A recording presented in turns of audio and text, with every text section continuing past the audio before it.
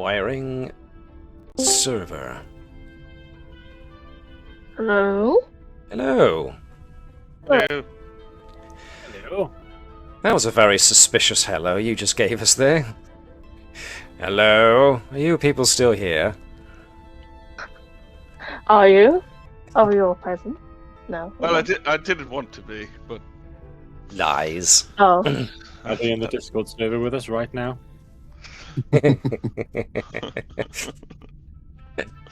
Okay, cool. I'm guessing it's because it's 0:00 in the morning for Liz that she's not yet with us, but we'll see. See if she turns up.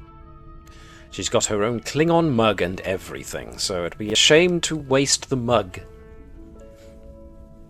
But what I'm going to do is quickly throw us into the intro video, and then we'll be right back. So, Scoozers folks, will be with you in just a couple of...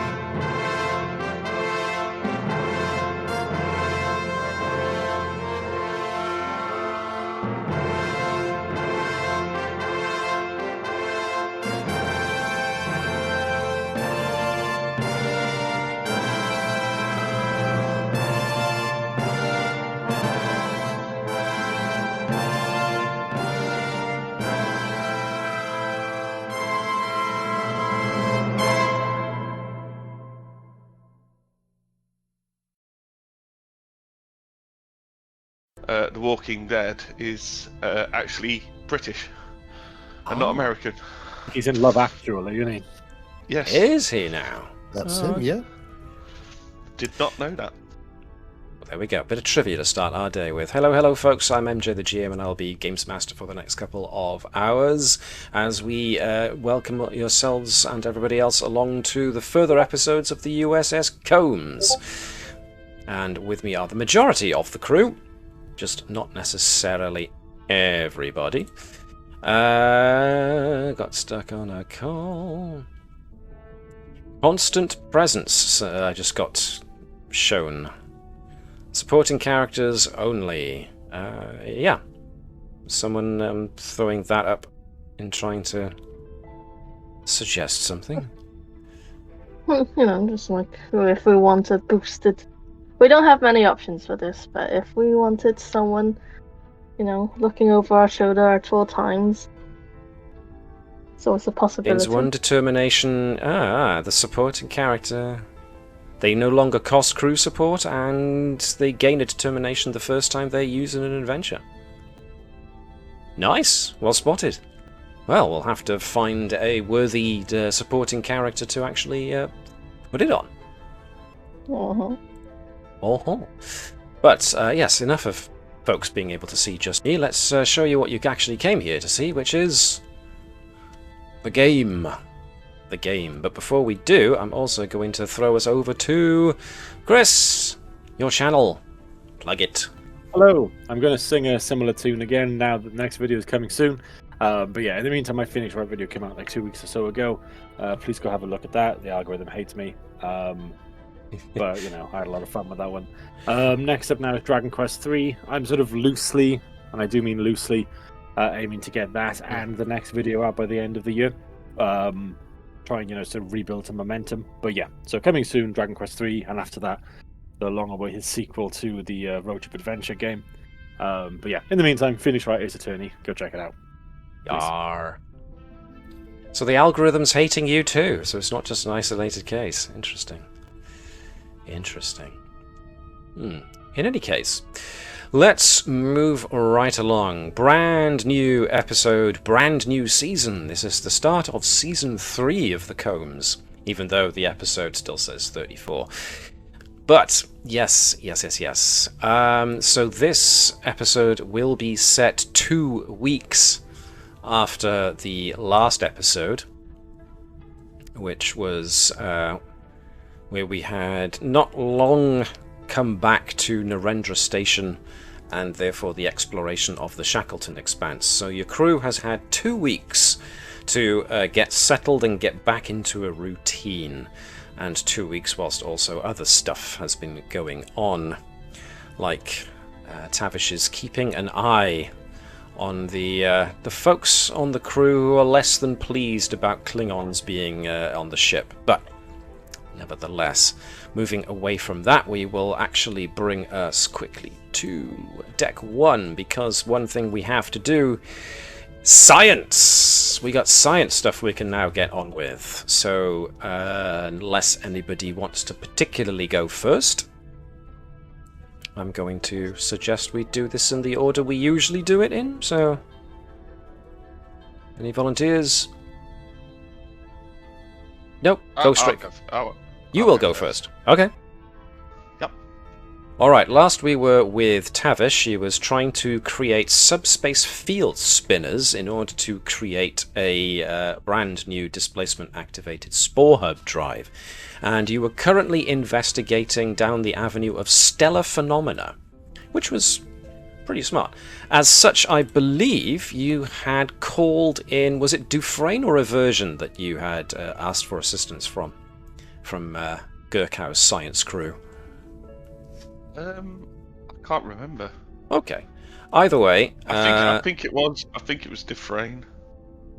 They've both got stellar phenomena either way, so you can choose either if you still want to keep up with that avenue of investigation, because you were close to finishing. Yes. Alright then, so Tavish is going to have to probably ask Gerkow nicely if she can borrow one of her science guys.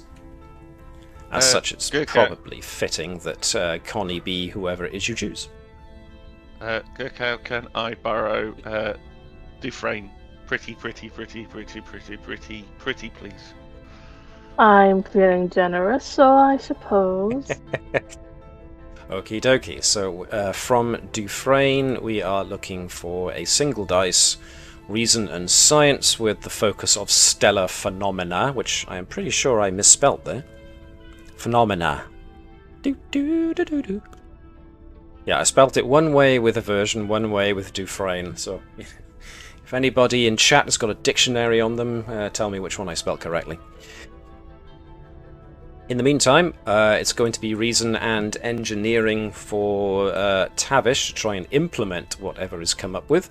So 2 dice. Ooh, well done Dufresne, bringing in the successes. Can Tavish bring the bacon? Yes, absolutely. 3, which means you finish this particular avenue of investigation. Sadly, it isn't the complete finish that you wanted, but it's been valuable information on how, especially your investigation into how other stellar phenomena can create subspace fields, moving ones at that. But so far that hasn't given you the technological one. Oh, did we start early? Are we earlier in America now than? I have no idea. I have no idea. I think times don't change until October, right? Yeah, that's what I was under the impression of. Well, it's nearly October. Yes, so it's The we're end of almost there. October. For those who are watching, our American compatriot Liz, who plays Commander Hopkins, is asking if we've started already. She's all the way over in. So we will give her a chance to sign. We haven't done anything yet because we're still on science. So yeah, Tavish, with help from Dufresne, conclude this specific field of avenue of investigation. So that is the first one you've used. The other avenues of investigation that you identified were subspace fields, warp field theory, or botany. Which one would you like to pursue next? I think the first one you said. Subspace fields. Yeah. Okay. Thought it started at 10, she says. No, sorry, Liz. Alright, so next time you'll have to start investigating subspace field research from the top. who we could get for that would probably be somebody who has got helm experience. That suggests maybe Lian Zhang next time. Okie dokie. Oh. Oh no, she's happy. She's been insufferably happy recently because she's back at the helm and not first officer. She hated being first officer for an entire year or so. So she is absurdly happy to be her chief helms officer again. So there we go. So that's that one. The other ones we've got are Gerkow's pheromonal scanner or Phlesk's AI repair droids for the ship. Who wants to go? Don't mind going next. Okay. In that case, the AI repair droids. You were on emergency repairs as an avenue of investigation. You were getting very, very close to the end as well. So whatever assistance you can garner would probably be very helpful just in case, in order to jump this over the finish line. Yeah, I think I'll go for Zonvagor. Zonvagor. Seeing he's right there. Yeah, he's got good engineering. And He's got good engineering. He doesn't have any foci to assist you with, but yes, he could definitely assist due to his engineering talent alone. So if you want to go that way, then usually Zonvagor. I'd go for maybe Tavish, but Tavish has got her own science project, so yeah. Okay, groovy. Chris, if you could be Chief Zonvagor for us then, please. Giving us, let's see, we're going reason and engineering for this, just one dice. I'm going to use starship design for my focus, because it's repairs to the starship. Okay, no, I can see that, that's fine. Immediately. Zonvagor proving as awesome as his name suggests, as, yeah, wicked. 4 successes, wham, bam, boom. That is all the way to the end, so whatever help Zonvagor gives is more than satisfactory to bring you to the end. And, yeah, with your final nervous pressing of the button to activate this prototype repair droid, this advance on the dot. Hi, Liz. I thought it was still 10 my time. I'm afraid not. Not yet. I'm afraid there's a slight Damn echo of daylight. me on your end. It's fine. We're just doing the science stuff. Don't worry about it. We still haven't properly started yet. You've got time. So, success. Phlesc has now managed to create these essentially self-activated, entirely independent repair droids to be placed around the ship, so that on the off chance that it gets damaged during battle, they can be deployed.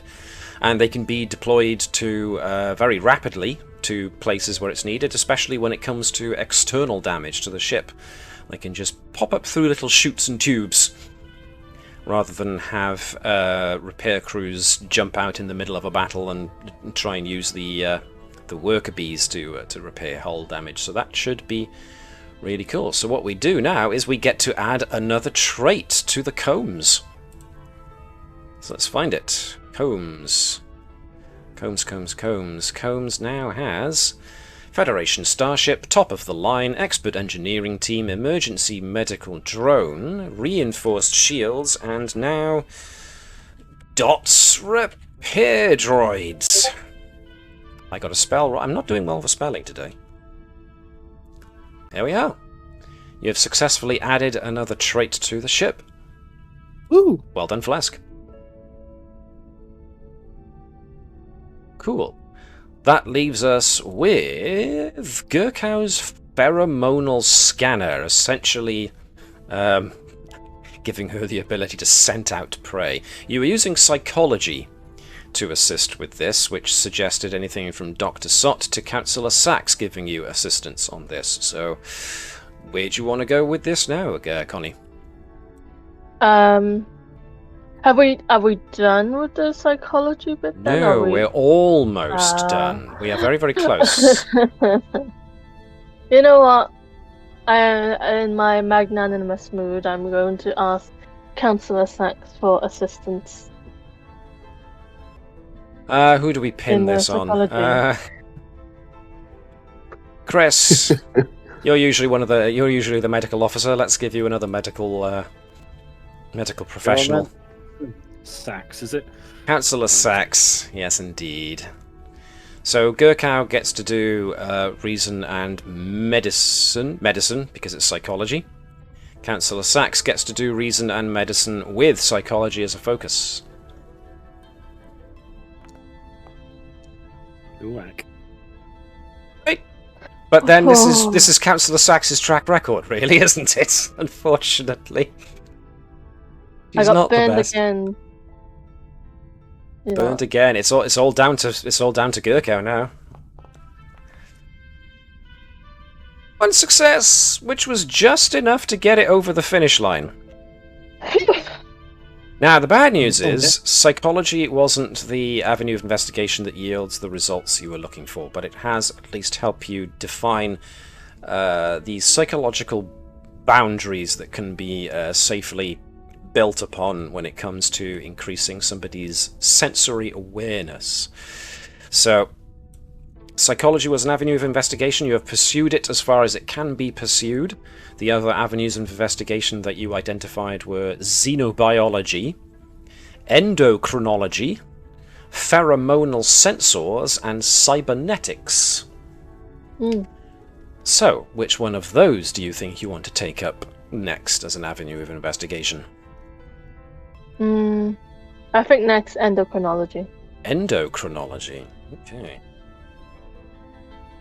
So that will have to be next time. But for now, yes, you have successfully trailed a avenue of investigation to its conclusion.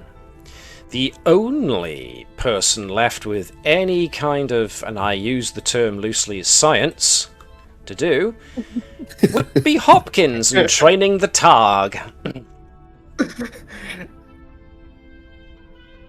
You were utilizing animal handling as your focus of investigation, and we had only gotten so far through it, so... Harley, up to you where you want to go for. Animal handling, I would suggest, is going to be... It's going to be a presence and command jobby, I would have thought.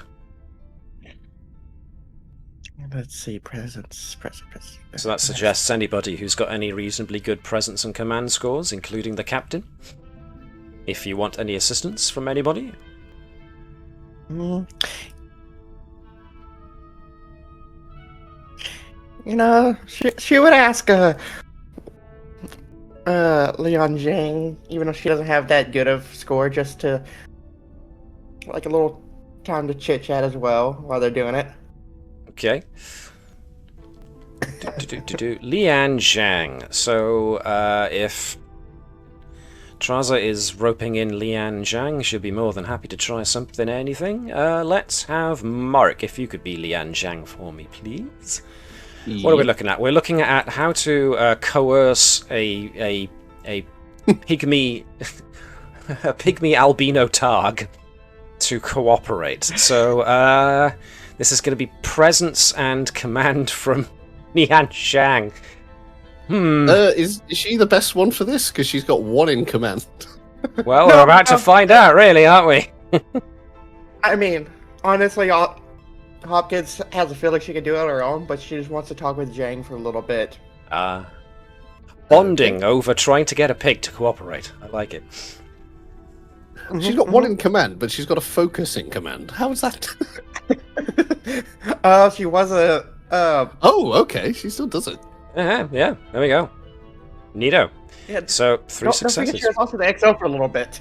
Yeah, you would hope she learnt something by then. And as it turns out, she doesn't make bad progress. So there's obviously some kind of tip and trick that she's picked up here, just hanging around Trasa and the Targ enough, or Tiny the Targ, I should say. So Tiny hasn't been fully domesticated to receive commands yet, but he's well on his way, and there's only so much training left to do. But yeah, good progress, looking good, looking promising. Even though people doubted Lian Zhang's ability to do it, she comes through. Comes out of the training pen with her hair all bedraggled and like, that was actually fun. Yeah. Hopkins would make a comment. It's like, man, you got good at commanding probably all the hooligans on the ship. Hooligans? Totally. Absolutely. Ne'er-do-wells, a lot of them. Especially in engineering. Absolutely in engineering. Never hear the end of it from that one. Whew. Nothing but bitch, bitch, bitch all day long, huh? Am I right? Am I right? She's right behind me, isn't she? Oh, yeah. No. No, you're Damn good. right I am. Oh, God. Nah, she's still in engineering. We're fine. That's where she stays. No, she hacks things. You have no idea how easy she hacks things. One day I'm going to She's got find a a horse's head in my bed, I'm sure. She's got a worse since I left her. Damn. Private communication to Liang Zhang. I hear everything. I know, that's the problem. In the shower's a bit much, Lils. Bit much. Okay, Honestly, moving you on. need to go and take singing lessons. There is nothing wrong with my voice! Okay, moving on, because that was a good bit of science. We got two or three good bits done there. Groovy. But I'm afraid I'm going to have to move us on swiftly, as we get to my monologue. Captain's Log, Stardate 50640.9. The Combs is currently moored at Deep Space 3 for taking on supplies. However, we have received orders to bring on board Zondaran representative Zeta, so that we can escort her to a summit at Janus 6, regarding her people's potential admission into the Federation. At the same time, Admiral Hardin will be beaming over in order to conduct performance drills during our voyage. Having left the reception dinner early in order to get the Combs ready to depart, myself and my first officer are preparing to welcome the Admiral and representative on board as they are being accompanied by the senior staff. And so, we go to the transporter room. So already arriving in the transporter room, already in the transporter room, of course, will be Chief Transporter Operator Zonvagor, and into the room will enter Captain Sobek, Commander Trasa, and Lieutenant Gerkow. At which point, as they enter, Sobek nods over in Zonvagor's direction and says, "Energize, Chief." At which point,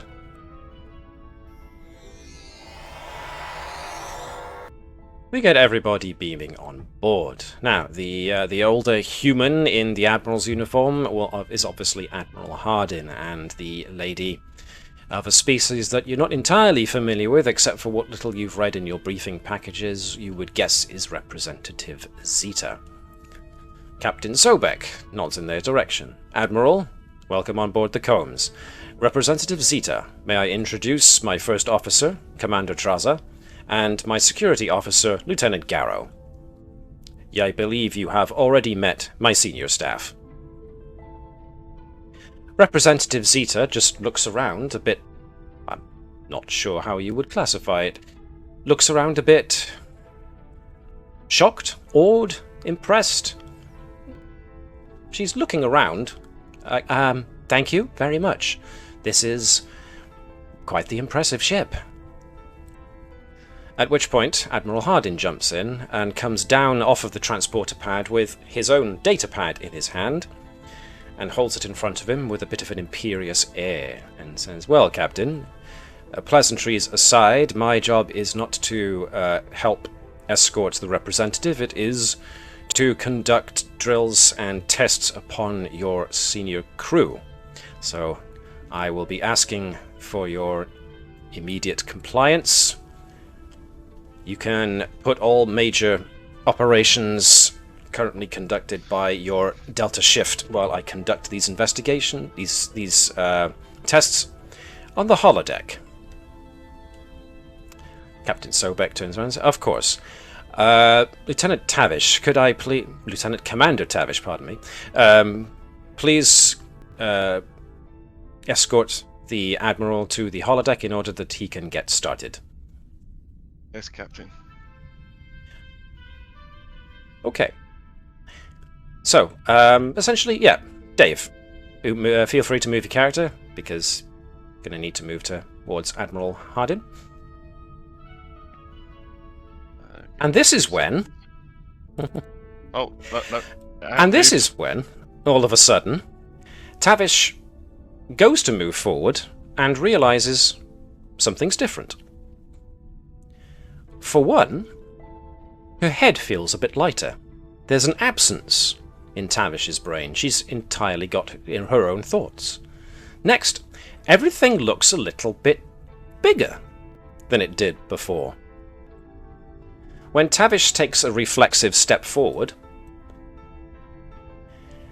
as she said she would, she realizes that her footfall is a little heavier than it was before.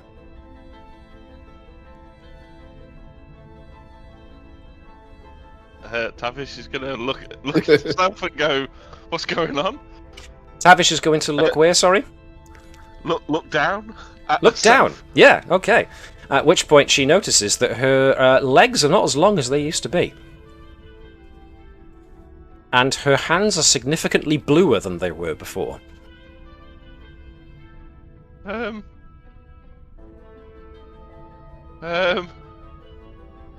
Admiral Hardin at this point goes, really, Commander Tavish, was it? Chief Engineer, what's the hold-up? And, Chris, or Sott, I should say. Dr. Sott, you realise that Admiral Hardin is looking in your direction. Ruh-roh. I can see where this is going. And as far as Dr. Sott is concerned, that's a darned good point, as in Dr. Sott's head, he suddenly hears... Alert! Alert! Oh, I am God. in someone else's body? Why are these neural patterns not matching? What's going on?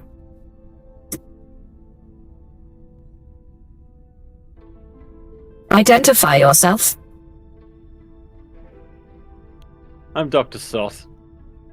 I wish I could change places with you for just one day. Indeed. How free? You say you're Dr. Sott, and yet I'm looking out of these eyes at Dr. Sott.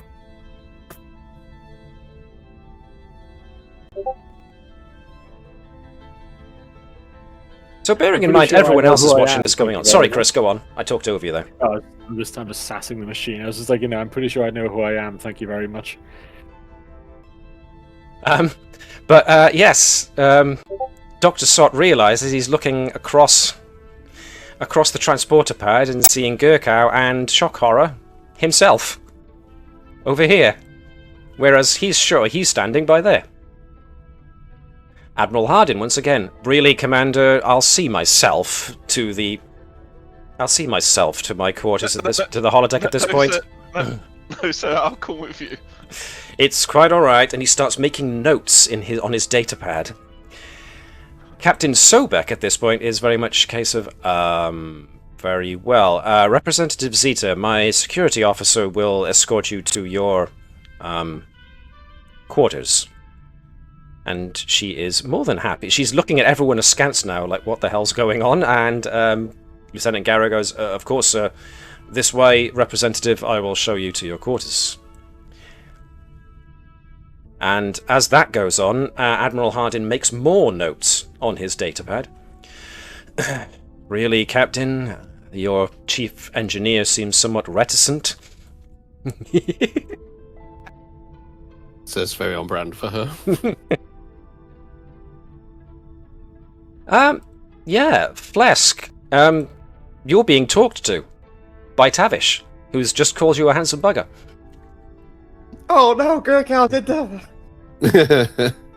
Gerkow said hi? Gerkow, Let's go. you're feeling slightly taller than you used to, and you're somewhat perplexed that you can now see yourself across the transporter pad. Is she also Okay. still in a suit? Phlesc Obvious. is not. Is not in an EVA suit, no. We wouldn't have been allowed to be in an EVA suit, but meeting the representative of another race. Dr. Stroke's face. Tavish is just going to turn around and go. If Phlesc is in Sott, but he need to stroke his face, 'cause if he stroked his head, it'd be the same sensation. Wait, so who is in whose body Ooh, right now? beard. Right then, so Gerkow, you're pretty sure you're in Phlesk's body just by process of elimination. Tavish, you're pretty sure you're in Gerkow's body. And not Garrow, pardon me. Sott, you're looking at yourself, so I'm the commander now. Hold on. I'm in Gerkow's body. Yes, you are. I can punch anything. I do not need a hyperspanner anymore. Passive maintenance, isn't it? Oh, you also can jump down holes without getting hurt. Yeah?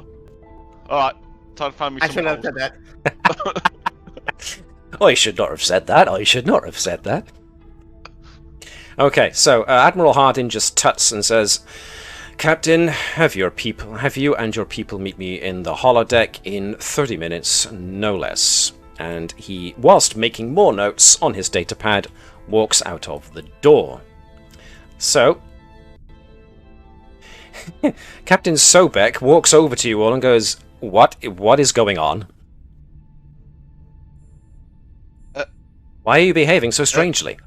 In front of Admiral Hardin, no less. Captain, it seems that we are not in the same bodies we went down in. So from across his arms, uh-oh. I am Tavish, Gerkow says. Indeed. So everyone, I hope, should by now have realised that they should be able to move and access the character that they are currently inhabiting. Yep. Mm-hmm. I have also a strange addiction to go and what the?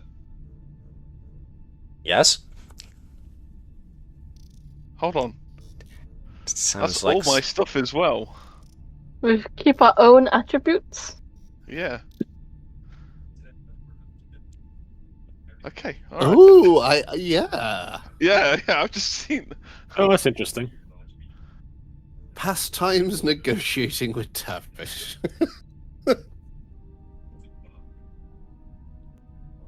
That in seems Sobek. weird.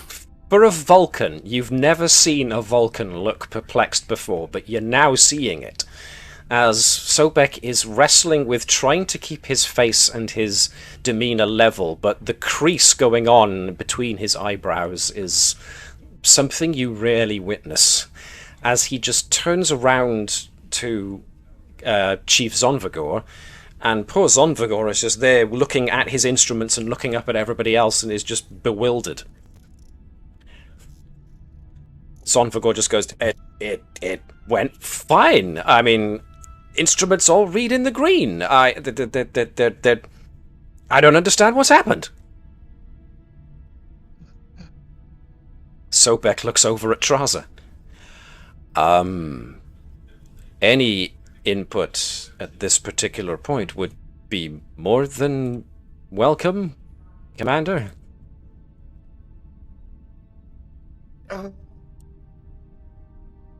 I am drawing a blank. That makes two of us. Alright. Everyone get with each other and learn each other's jobs real fast so we can impress Admiral Harding. Go. Yes, you now have 30 minutes with which to acquaint yourself with each other's expertise. I need to insist that we all go to sickbay. Right now. Right now. Okay. Does that include me? Absolutely, Commander. Ooh, it's hard to walk. I'm not sure I know how to This cope with must this be- alone. Why does it like take me? Oh my god, my It's legs those are little so legs. small. Hopkins is just like, can we stop by a replicator? We're on our way there. I think we can do that. Any particular reason, Commander? Either I am soberly drunk. Or I'm drunkly sober? Yes. I see. In that case, I will probably join you. To sickbay.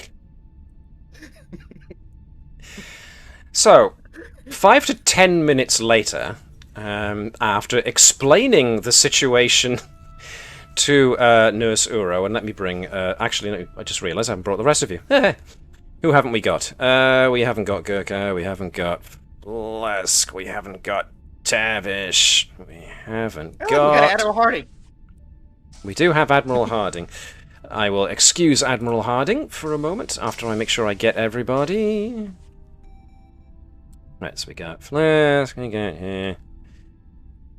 We got Sobek. Who have I missed? Who have I missed? The engineer. Yeah. I was hanging out in the corner here. Hang on.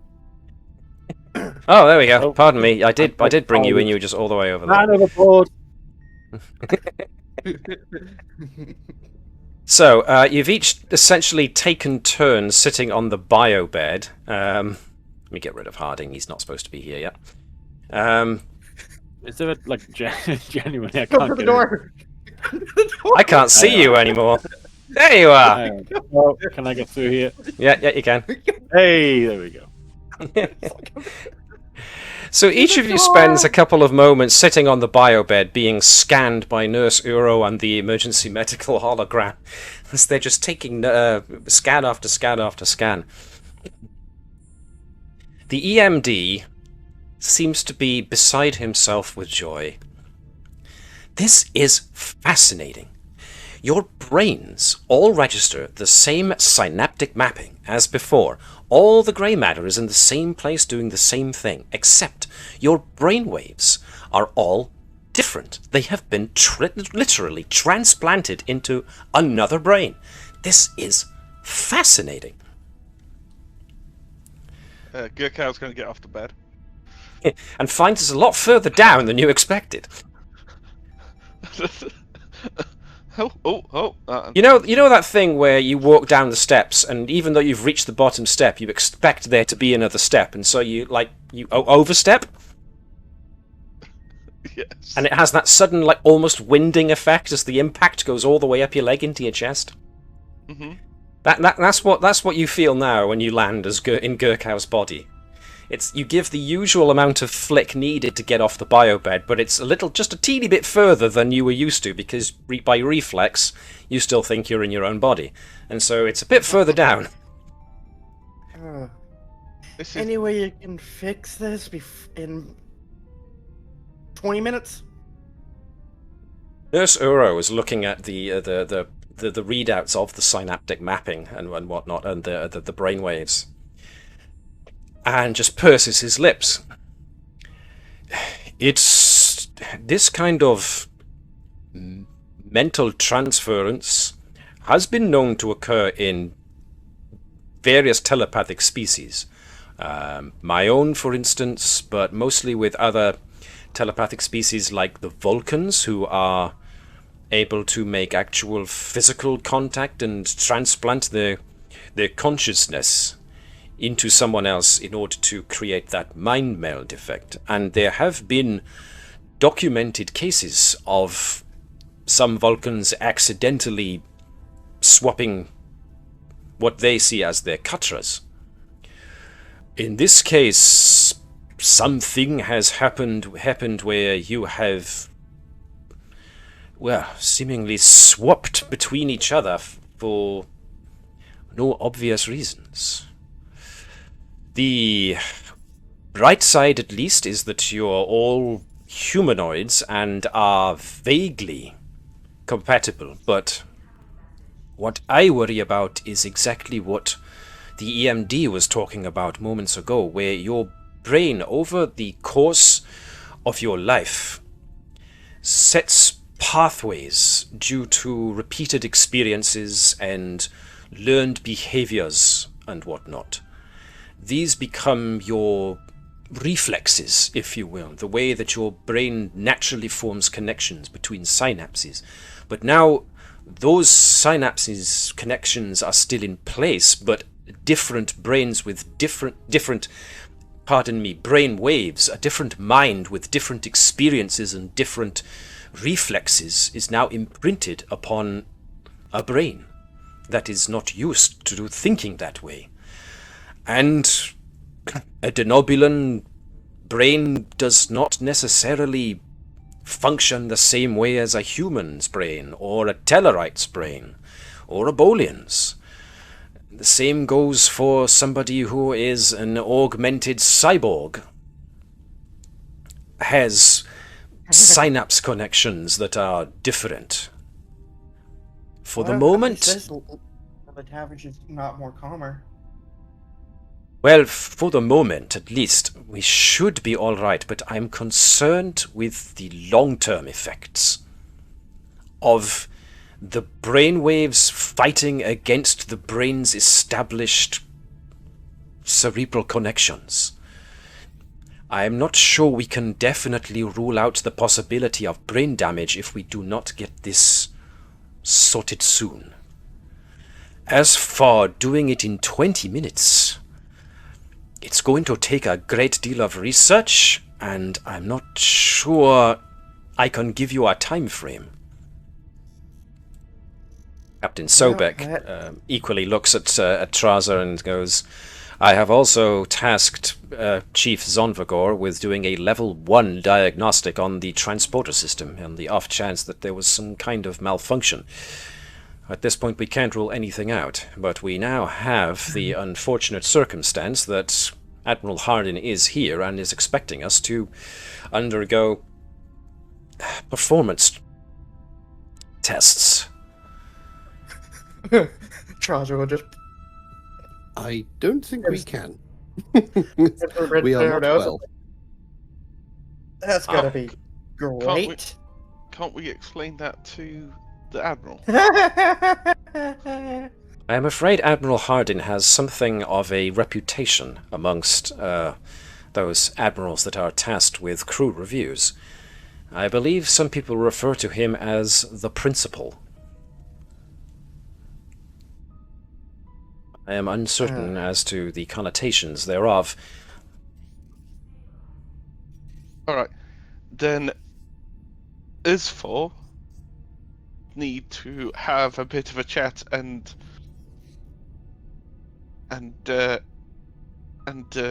figure out some things. Go on. Sorry. No, go on. I want to ask the doctor for invisible mouth glue, so so that the Tavish in Gerkow's body doesn't say anything untoward.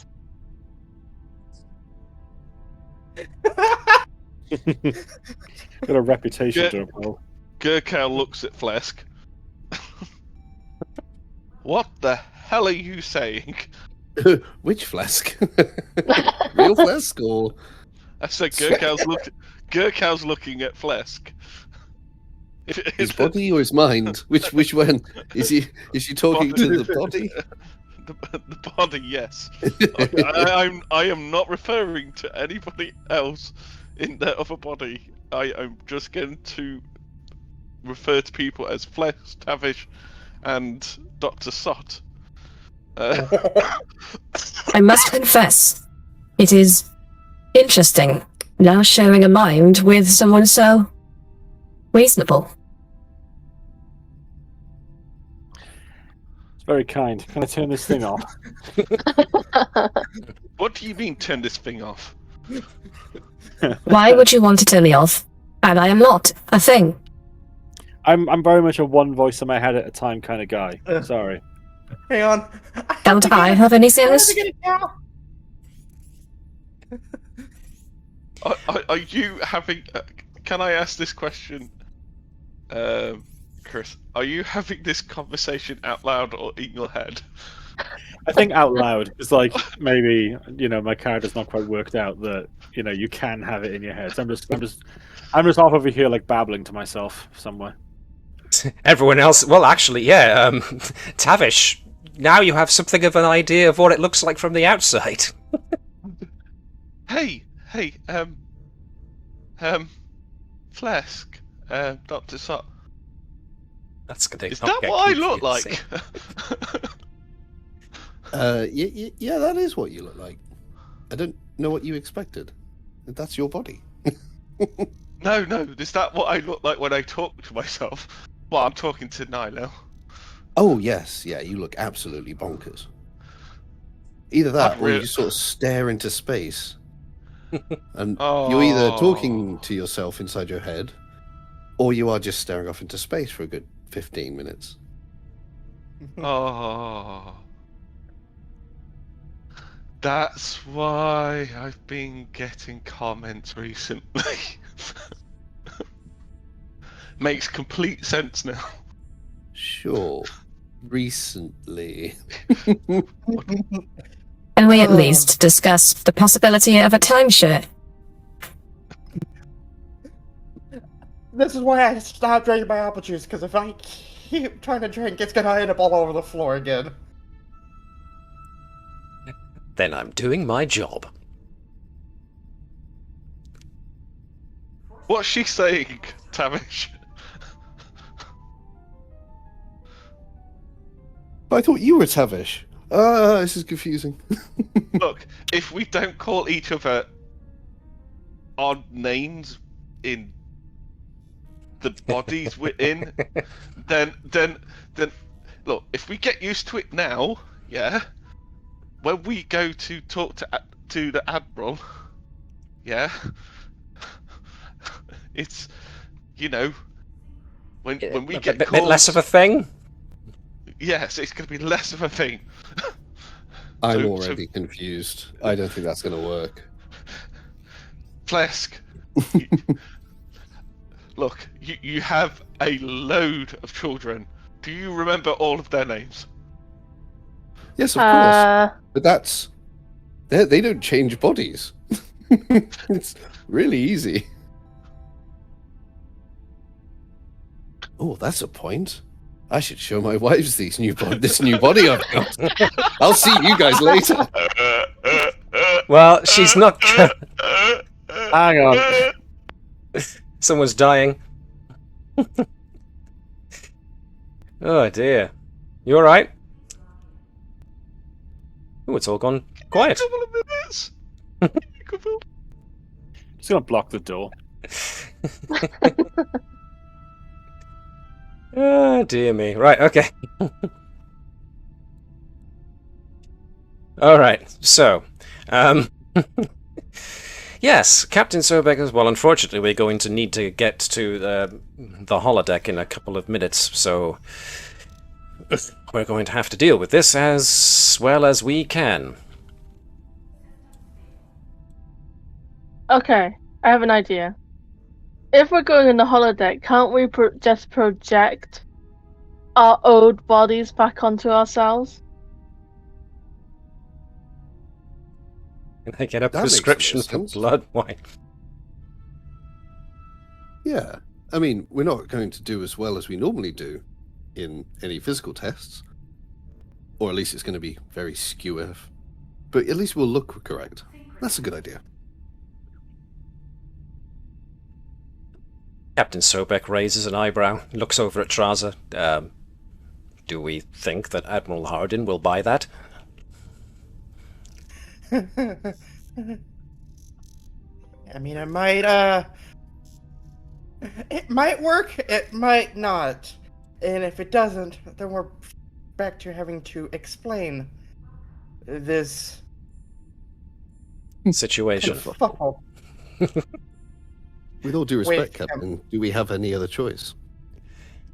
Good point. It's either that, or you act like each other. You act like the person. You act like the person who your body snatched from. Uh, I'm a doctor. I'm doctoring. Doctor. Medicine. Congratulations. I'm gonna go Star. blow something up I am not. I can't. and smash it with a wrench. Oh yeah. Where's your hyper spatter, Tavish? just picturing Dr. Sott now trying to get into character by going, grr, angry Scott, grr, hate everybody, hit with hammer. Grr. He's trying to go method. I could just almost see Gerkow trying to reach for the hyper spatter now.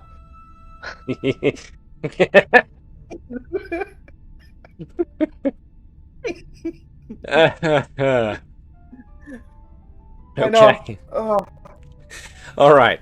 I'm enjoying my little Klingon mug.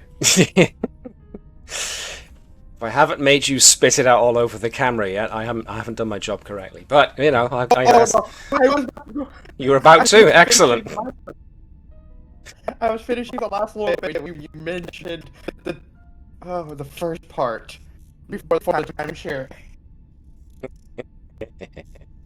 Right. Anyway, serious business, Star Trek. Let's get to the holodeck. Make sure I've got everybody there. Okie dokie. Moving on to the holodeck. With some trepidation, everyone arrives to find Admiral Hardin already there with his datapad out, making notes. And as you all walk in, he just plainly states, at last, you managed to make it here. Very well. Our first... It's all gone dark. Oh, it's all gone dark. I think we're locked out again. Think you're locked out? Oh, Spoosh. piece of lights. Worry. No, all Hopkins does to turn the lights on is, "Hello, darkness, my old friend." And the lights come on. Ding. Admiral Hardin,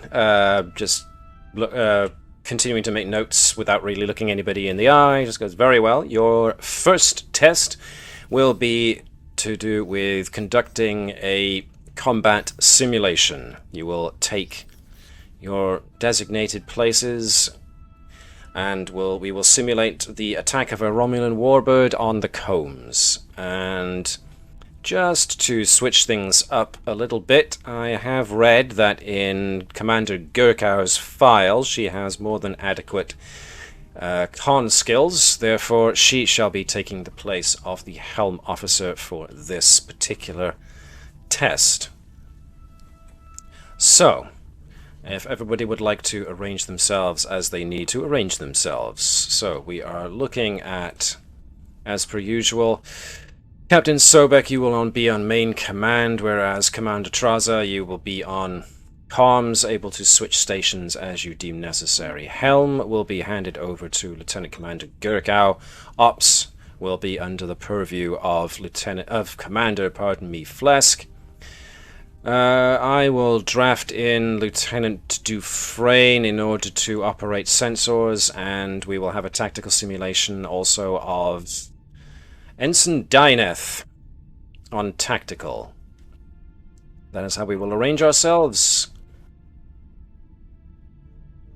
Very well, prepare for simulation. Computer load simulation Hardin 1. At which point... Join. We find ourselves in space.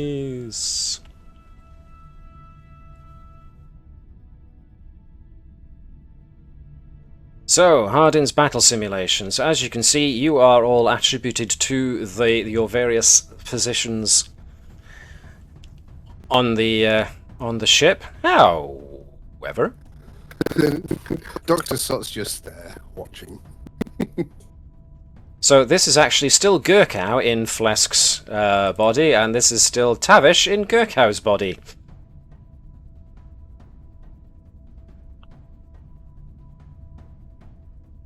Simulation has begun, says Hardin. Start.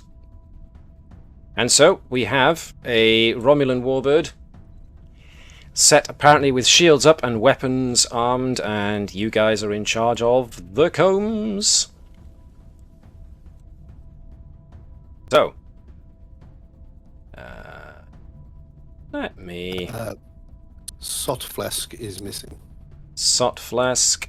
That's because Sott Phlesc has his own test to do. Oh, okay. Which comes after this one.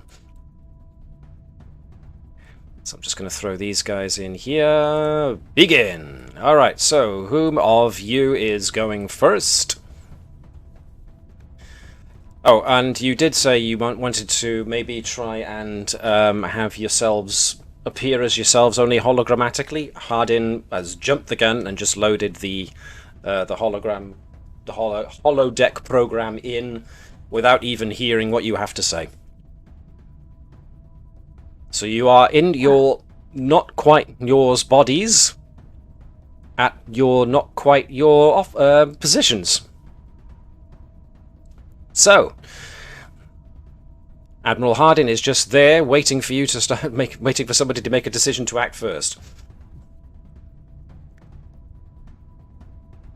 So Bex. Oh, go on. Yeah, it's just like someone in command should set us off. Or else we're just gonna be like, And the whole time, Admiral Hardin is just tutting and making notes on his datapad. You want me to helm? Gerkow, scan everything! I'm on the helm. Oh, I'll scan everything. Oh, that is Hopkins would. That is correct. Gerkow would usually be on the sensors. Yes. So that is a normal thing for Phlesc to yell out. Gerkow, get on sensors, at which point Admiral Hardin goes, "These are the positions I have assigned you, please implement them." As he starts making more notes. We are, Admiral. That's a observation that we usually have. But yes, Dufresne, scan for the weaknesses, please. Dufresne scans for weaknesses, and because she's a hologrammatic simulation, we're going to say she manages it. At which point the bird of prey, if I can just get this thing to roll in the right direction, has its helm officer make a move as it starts to close the distance. Okay, that's them. Now, that was you, then that was them, then this is you again. One of you gets to go next.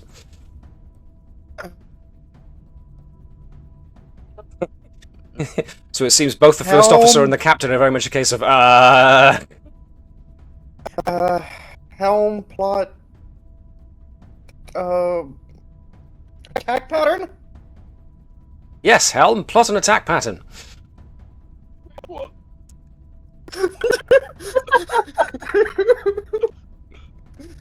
Alpha Omega shooty 3. Go on, Dave, you've got a whole list of them. This is time for Tavish to break out that list of absurd combat maneuvers. Helm!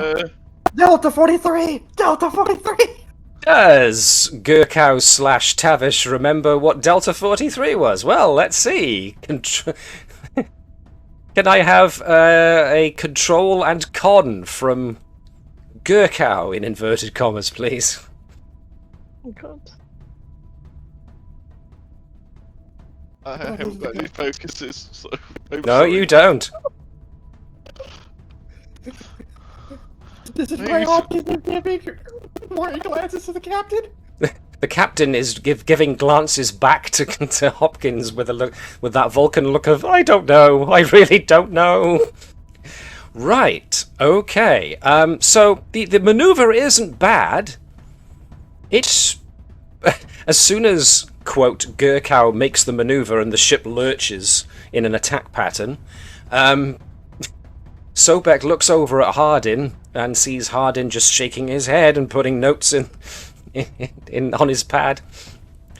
But you have lined up an attack pattern, so okay. The Romulans are going to do the same. So you guys are up next. The Romulans are locked on, ready to make an attack. You guys have made an attack pattern. You're ready to attack. Be right back, no problem, Crisp. So essentially, what do you want to do next? Should we set an advantage to make ourselves hit harder, or sort of reconfigure our phaser to go through their shields? Or That's a good idea. I can go with that. Everybody good with that? Yep. All right then. Can I get Liz to roll for Captain Sobek, please? He will have presence and command, trying to create an advantage.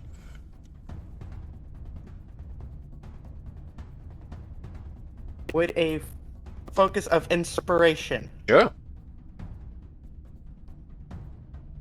we're gonna need a lot of it. Sorry, I chuckled menacingly there, didn't I? I didn't mean to. 2 dice for Captain Sobek, please.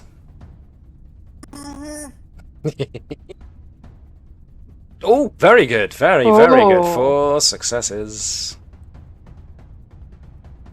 So, yes, an advantage is created. So, something worthy of, offsetting the frequency of their shields so that your weapon systems can try and match it. Nice. Which means they are now going to open fire with their weapon systems. So, if I can just do this. Control and security. With something, ooh, hello, something added back from the ship means that the Romulans get 3 successes in total, which was exactly what they needed to hit your ship with its... Actually, no, that was 1 more than they needed to hit your ship, due to you didn't do evasive maneuvers, you did attack patterns, so they get to shooty, bang, bang, fire. What I've just realised is this guy does not have a weapon, so I'm going to have to go for Disruptor Banks, which gives us... The ship takes 9, I'm going to spend that action to give it 10. Take away your resistance, you take 5. The ship lurches. Your turn. Captain Sobek goes, I would suggest operations get us those shields back. Looks pointedly at Phlesk's direction. Use the mega cannon. Yes, So. Phlesc. Shields. Yes, Phlesc. Okay. Okay. This is control and engineering, which thankfully you're not bad in. But yes. Can I use a momentum to use science? Instead, did the I've read reading? about this. Sure. Take a momentum. And- Control and Science. Looking to get shields back, so this really isn't something you've got to focus in, so... But with the reading, I count as You having count as having a focus. Good point, focus. well made, well remembered. So, yep. Do it. Nice, good. So you do regain... now, because you used your science rather than your engineering, you pop it back up to full. Admiral Harding goes, unconventional, and puts more notes, lots more notes on his pad.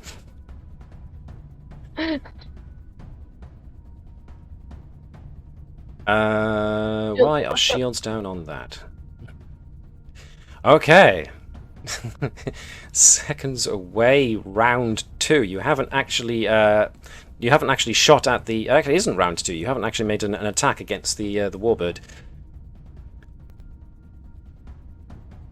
But you lined up an attack pattern, so we got 1 success on top of whatever the computer simulation of Dyneth does, which means... Liz, can I have you roll control and security with a focus for Dyneth, whilst I ask Chris, can you be the combs for me, please? Sure. Giving us weapons and security.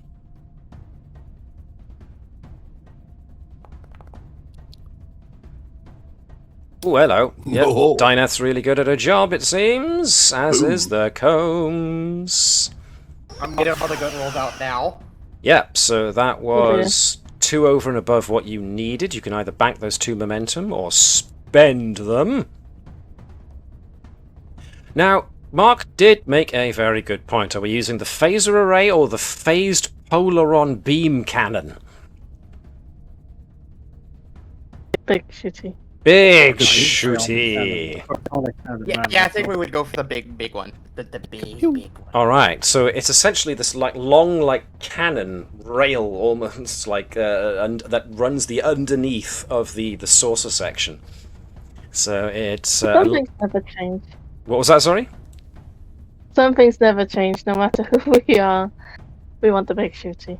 Shoot the big shooty. So, it is a weapon that already has piercing on it, which should mean if you have already given it piercing thanks to scanning for weaknesses, then it is effective. Resistance to the target is ignored, which is very nice. Which is good for a Romulan battleship. It's got intense, which means that you may increase the damage by 1 by spending 1 momentum rather than 2. So we throw that 2 momentum that you earned in there. And it also has close energy, intense, piercing energy. Well, we know it's an energy weapon. So the Polaron Beam Cannon does 8 damage. If you were to spend those 2 bonus momentum, it would be 10 rather than 8. That's just a fact I want the crew to know. Waboom! Are you saying we should go 10 damage? I think it's already been done. As in, blast half of their shields out in 1 shot? Yeah. Okay, very good hit. Admiral Hardin goes, favoured powerful weapon, more powerful weaponry over standard phaser attack pattern.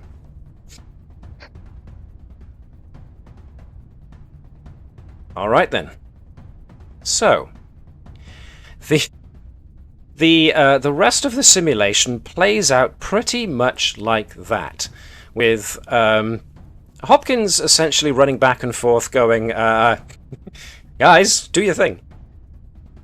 You know, Hopkins jumping back and forth, suggesting courses of action. Gerkow, in inverted commas, on helm doing their level best to either do evasive maneuvers or attack patterns. And Admiral Hardin taking notes the entire time, until he eventually says, computer end simulation. We find ourselves straight back in the holodeck. He makes a couple more notes and goes, very well. Captain Sobek, Commander Trasa, please accompany me to the sickbay, please, whilst where Dr. Sott, I expect you to conduct the next part of our tests. If you will follow me. So, Dr. Sott, Oops. as we find ourselves in sickbay. Why the accent, Matt? Well, why not? So we'll move folks away, we'll bring Hardin back. Tavish is off to one side, so yes. So Captain Sobek, Admiral Hardin says, Captain Sobek, Commander Trasa, you will stand well back. Dr. Sott, this will be a simulation run carrying on from the last one, where we had a few members of the crew suffered injury thanks to the attacks of the Romulan warbird. You will now begin medical simulations for triage treatment. And go. And essentially the emergency medical hologram has to shut down for a bit whilst the hologrammatic emitters are used to put a simulated patient. Admiral Hardin starts a timer. So, Uro, could you pass me the hyperspray? You should already have one in your uniform pocket, Doctor. Ooh, shiny, that one right shiny there. hyperspray. Right. Admiral Hardin, Let's make some notes. Let's begin treating the wounds. There they are. And Dr. Sott, I mean, Reason and medicine, yes. Oh, goody. So how much of his medical training does Phlesc remember? Well, let's see. Let's find out. Find out. I don't suppose I could use persuasion to say, be better, hologram. So I'm just going to have to roll 2 dice. So Beck, meanwhile, looked... Like very sort of subtly whispers over that the most important thing to remember when operating is to have fun. Hopkins is looking for the nearest replicator to try to get blood wine without Harding knowing. And in regards to Trasa's last comment about this is not going well, Sobek is just there, just looks sideways. You've never seen a Vulcan try really hard not to panic. Until now. Can I get assistance from Nurse Uro? Oh, can you help me with the patient? As he sprays the hyperspray all around the patient, just up and down, painting the patient. Oh, no. Oh shit. Nurse Uro was like, you're supposed to be telling me this. Very well. There's delay. At which point Hardin's still going. Tick-tock, tick-tock. Okay, let's try this hyperspray, and we need to stabilize the patient. Control and medicine to see if you can choose the right drugs. Here's my pretty drug box. And you will get, yeah. Okay, not bad. Thankfully, Nurse Uro's also there. More like Dr. Not. That's the right drug. Apparently, I'm just heckling myself. Humor. Interesting. Hyperspray. Psht. Now, thanks to the guiding hand of Nurse Uro, it's very much a case of, as Dr. Sott takes out one cartridge and puts in a new one, Nurse Uro goes, not that one, and kind of guides Sott over to the correct one. And by some miracle, even though you have no idea what was wrong with the patient, you managed to stabilize their vital signs. Medicine. It's whatever you want it to be.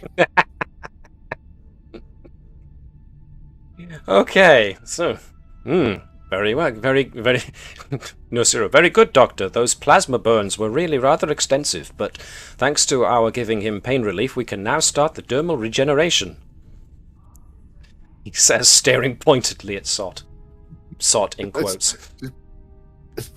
So I've got lots of hyperspray.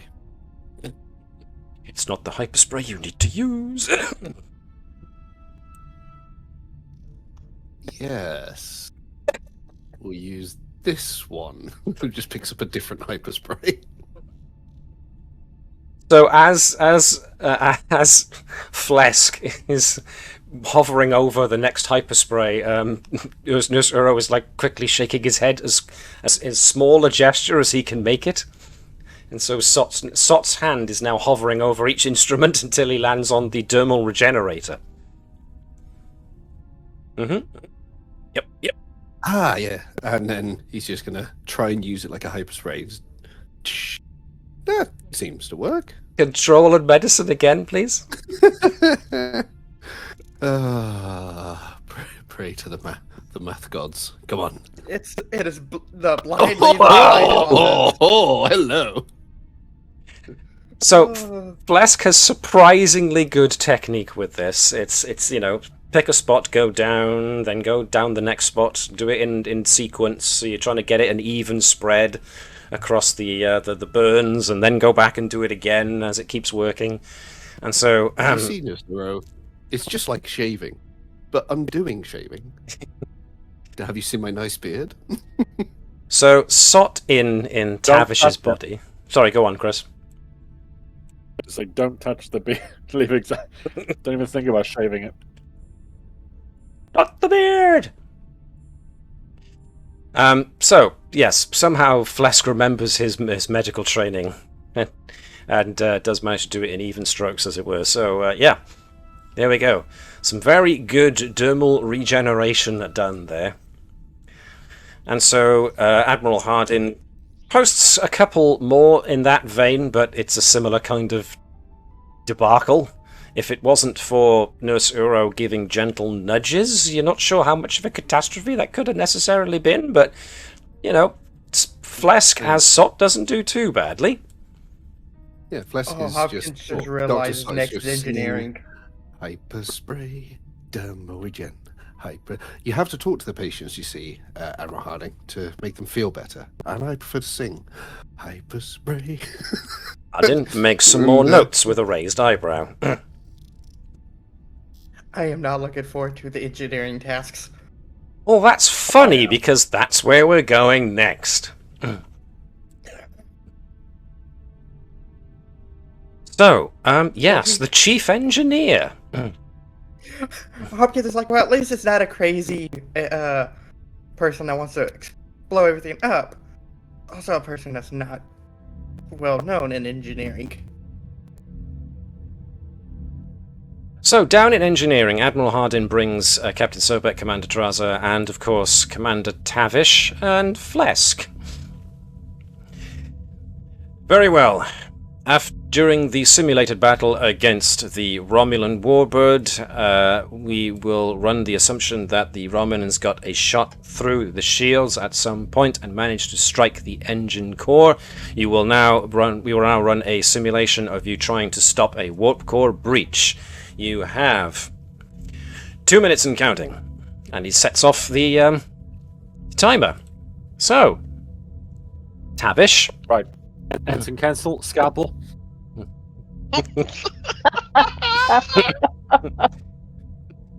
Admiral Hardin makes some notes on his pad. Captain Sobek goes, may I have that blood wine, please, Commander? She will hand a jug over to the commander, and she's banging her head against the bulkhead, against one of the walls. Can I ask a question, Matt? Of course. Are the rest of us watching this through a security cam? Sure. Fantastic. Gerkow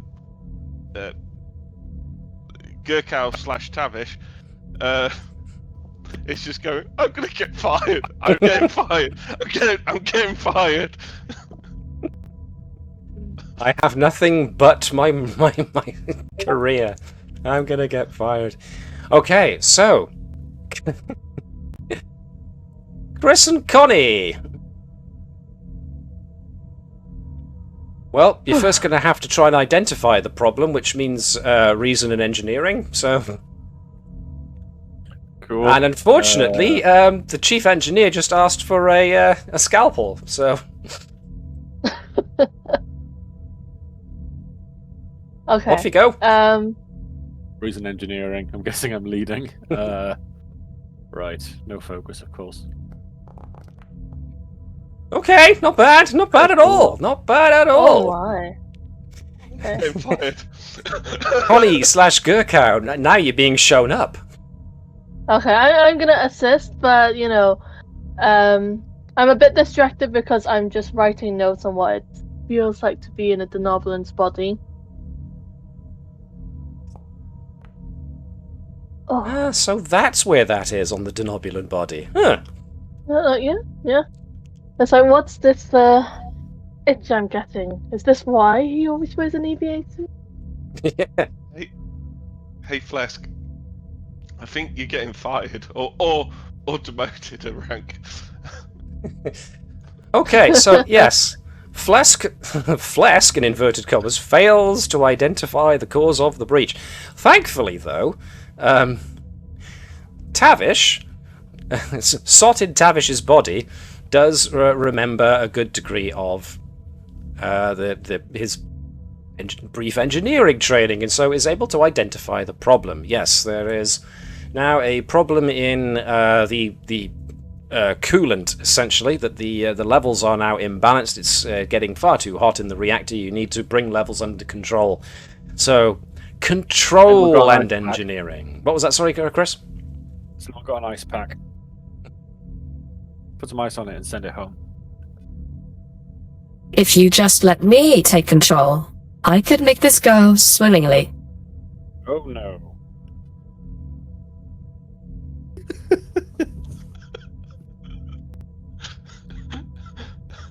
Oh, really?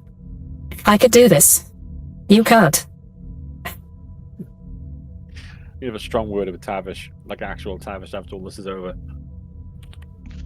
Just let me have control of your hands. I'm good. Are you sure? You're a doctor, after all. Yeah. No. I've already nailed my, we found the problem. We got this. All right, now, then. the question is I'm Dr. Sott going to say this all out loud? Yes, he finally He's saying it out loud. Okay, cool. Yeah, you can't let Phlesc show him up by being a better doctor than him. So Yeah. he's got to be a better engineer. So, yes, Admiral Harding is making more notes. And, okay then. Feel free to have both our engineers, and I use the term loosely, give me control and engineering checks to try and bring the coolant levels under control. I don't suppose Hopkins can peek over Hardin's shoulder at the results, can she? She can. One from Sott Tavish. Ooh, only one. Yeah, Can I Hopkins would use- probably try to peek at the results so far. Go on, Connie. I'll get back to you, Liz. Don't worry. What were you going to say, Connie? God focus. God focus. God focus. Well, yes, it stands to reason that if the trouble is in the coolant, then the solution should be...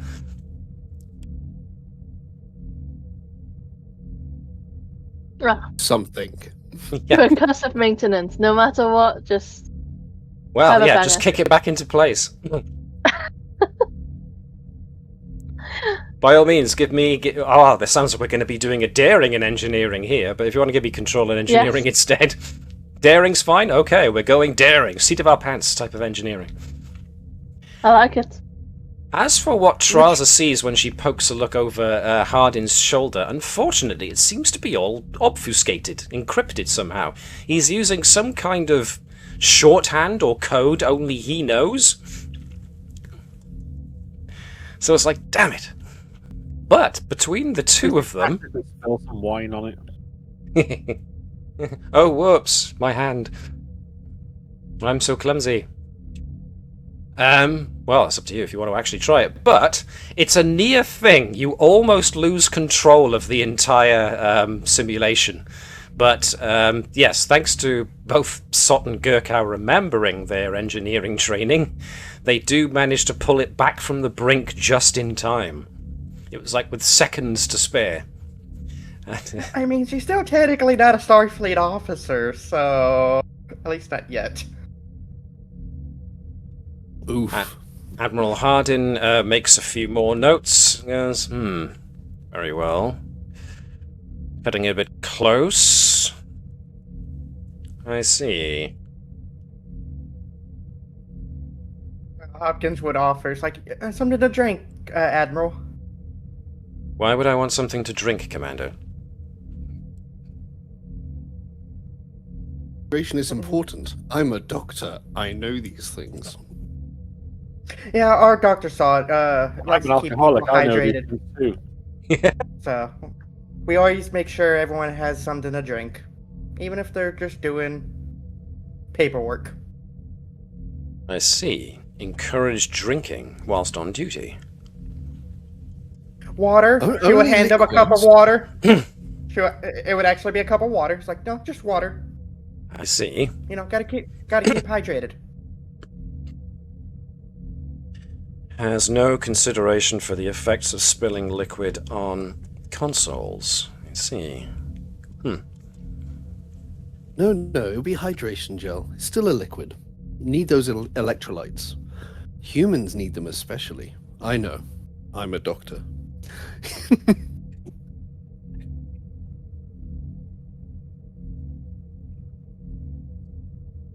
Phlesc is enjoying being Dr. Sott a bit too much as he strokes his beard between each sentence. Sorry, I had hiccups there, so I couldn't respond. Oh, dearie me. Right, okay. So, Admiral Hardin says that was interesting. Very good. Educational. I will let you know. I will see myself to my quarters where I will write up the full evaluation, and I will be in contact when it is time to give you my judgment. Do excuse me. Admiral Hardin walks off. So, what would you like to do now? Gerkow. Fix this! Gerkow is going to go to Tavish. And go. At 1900 hours tonight, I have a call with my daughter. If this is not fixed, be nice to her. Okie Of Hopkins course. is like, I was still not getting used to that. I'm heading to the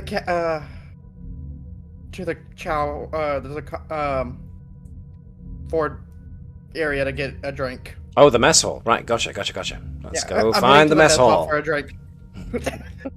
Let's go find the mess hall. And Phlesc is going to be taken to the science lab where some experiments will be going on. Don't worry about it. Off as Tavish will be going to sick bay to try and, get to the bottom of this. And also finding a way to mute that damn voice in her head. I think every time that that you try, what you get is Don't you dare. Don't do it. Hands off the button. No, don't. I just like the picture of Tavish in the medical bay, Gerkow down in engineering, Phlesc in the science area, and Dr. Sott in the ops area. Right, so remind me, who was going to the mess hall?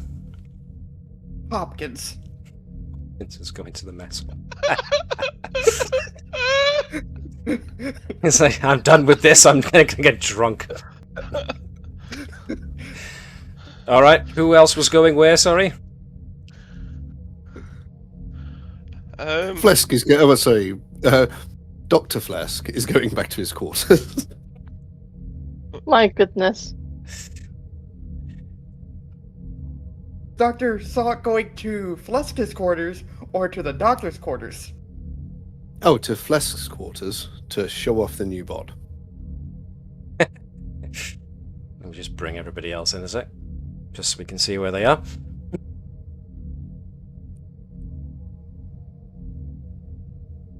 So, yes. Captain Sobek is sitting at one of the chairs at the bar as well. I had no idea that my long and rather established career would come to an end in such a fashion. I had expected more from myself. I expected more of the crew, but given the circumstances, it could have been worse. Oh well, at least we should become a somewhat historical footnote.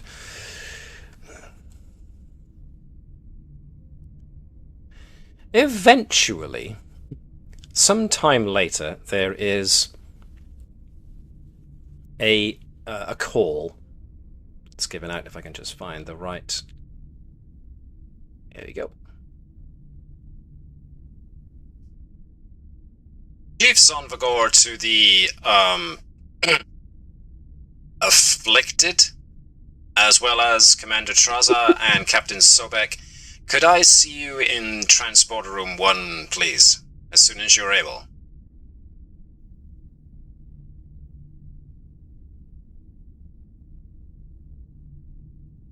And so, I assume you're all going to Transporter Room 1. Yeah, Hopkins is like, oh, I'll take this to go. Yep. Alexa, What? play Highway to the Danger Zone. And will start waddling her way back to the transporter room. Okay. Why does it take me twice as long to get to places?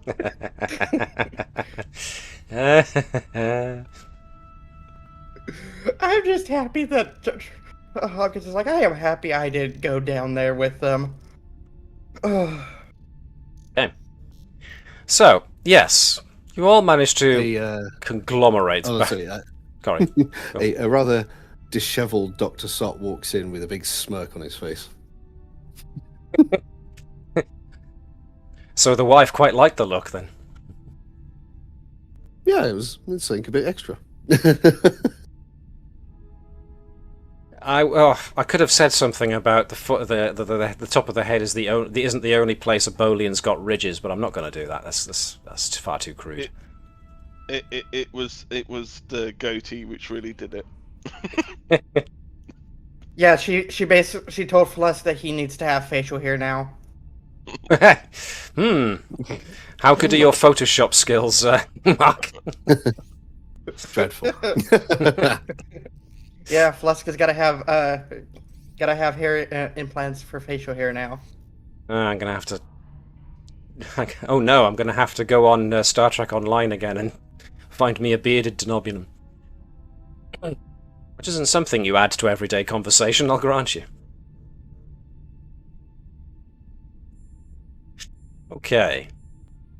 Alright, so eventually folks managed to arrive in Transporter Room 1, and Phlesc, Sott, whatever you want to call him, eventually wanders in. Dishevelled, as we say. And so Zonvagor just looks at him. Uh-huh. I see why you took so long. In any case, I think I may have something. As per your orders, Captain, I ran a level 1 diagnostic. I combed through the entire buffer myself, looking for any malfunction. There was nothing in the pattern buffer that suggested something that was wrong. There was nothing mechanically that I could find wrong with the transporter either. I pulled the whole thing apart, looked for something that was out of place, that was not operating correctly. Everything was fine. Until I found something. Tavish, or whichever one of you is actually Tavish now. He starts looking around. Gerkow waves. Ah, right. Gotcha. That's still so confusing. To the rescue. Oh, good. We're going to get Denobulin with... Alright, then. It's the curly moustache that makes it. Is this another cursed image? It's cropped. It's cropped. But, you know, Phlesc with a moustache and beard, you know, pretty classy. Anyway, Zonvagor continues. If you take a look at this readout here, you'll see a slight power spike on the incoming pattern when I was beaming everybody to the ship. Now, power spikes like that aren't that uncommon, especially when we are introducing a new pattern to the memory buffer of the transporter. So in order to make transporting people from one place to another as efficient as possible, if we've already got their pattern in the buffer, we can reference it that way in order to make beaming happen that much faster. But of course, if we have got somebody new, like, say, for instance, Representative Zeta, that was new on the pattern buffer, and her pattern had never been entered into the database before, then there would always be a slight spike of power as the pattern is added to the database. So I don't know why there's 2 power surges. Essentially, something happened whilst the patterns were being scanned into the buffer, and Representative Zeta's pattern was being logged in the buffer for the first time. Something else occurred here, and he points to a readout of energy waves. This is the anomaly. I didn't pick it up before because I didn't know what I was looking for. I thought, like I said, just another power spike, adding her pattern to the buffer. But it's the way that her energy pattern interacted with everybody else's. There is a variance right there that links to everybody else's patterns. Somehow, Representative Zeta had an effect on everybody else's patterns inside of the transporter beam. I've never come across this before, ever. Tavish is going to have a look at the patterns and stuff. And probably just go, what do we know of her race? Captain Sobek chimes in at this point. The Zondarans are relatively new to the Galactic Society as a whole, which is why they are being approached to join the Federation. They are, for the most part, an unknown. They have appeared to be mostly amenable to joining the Federation, but negotiations such as these can sometimes bring up points that one party or another wishes to discuss in order to iron out the best deal for both sides. To my knowledge, we haven't had much overall contact with the Zondarans, and so I couldn't say with any certainty that we were prepared for this eventuality in any way, shape, or form. Then I would go with Gerkow's suggestion and probably go and have either a word with her at her quarters, or bring her down here so we can all have a chat with her and see, finding out exactly if anything to do with her species would have this kind of effect on our transporters. I agree. Commander, maybe it is time you go to visit our envoy to the Zondarans.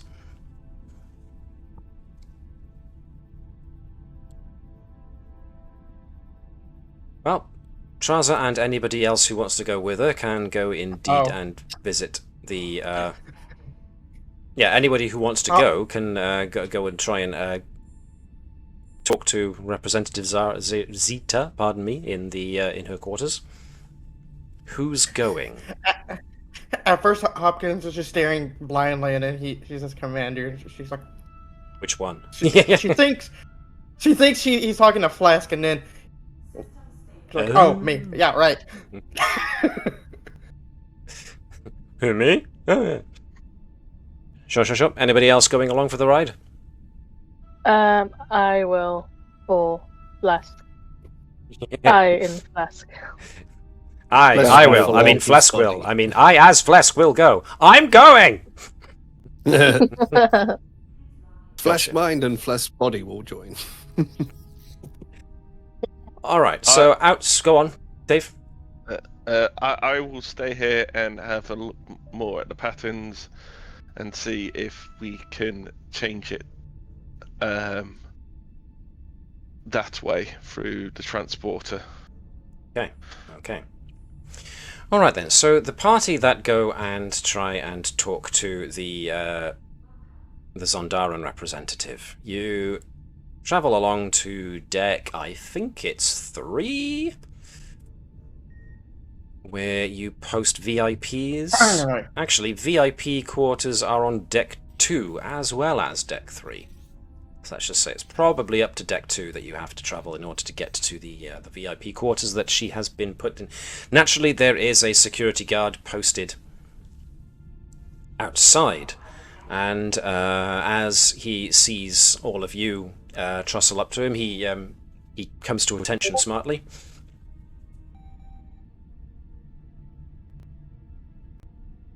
Cool, nicely done. It only took a while. Yes. So, for those who are watching and don't know, or listening and don't know what we're talking about, Liz has been trying to find an appropriate token image for Hopkins's next, shall we say, evolution. And it's taken a while. But, here we are. As much as we are loath to use AI image creation, when it comes to something as niche as Star Trek, you sometimes don't have much of a choice. Which is the unfortunate side of things. But there we go. I for one will be sticking with my masterful MS Paint skills. Yeah. In any case, you have now arrived outside of Representative Zeta's quarters, and the security officer is outside, just giving you a smart standing to attention. What would you like to do?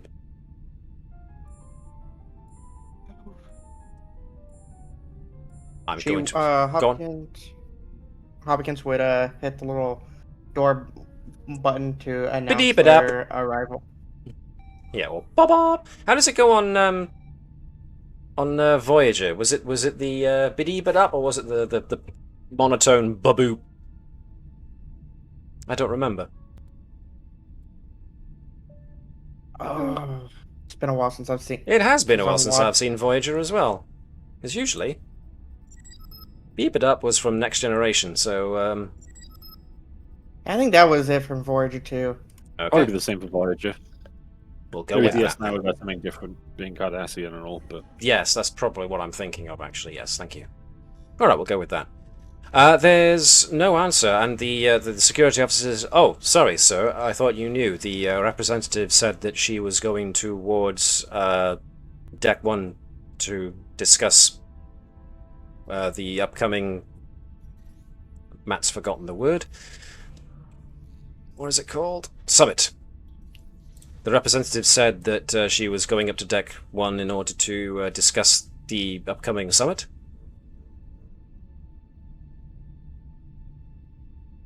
Alright. Let whoever's with the representative now, that we would like to speak with them. I don't think she's with anyone at the moment, sir. She said that she knew her way to the topo lift and didn't need my escort, so she dismissed me and allowed me to stay here.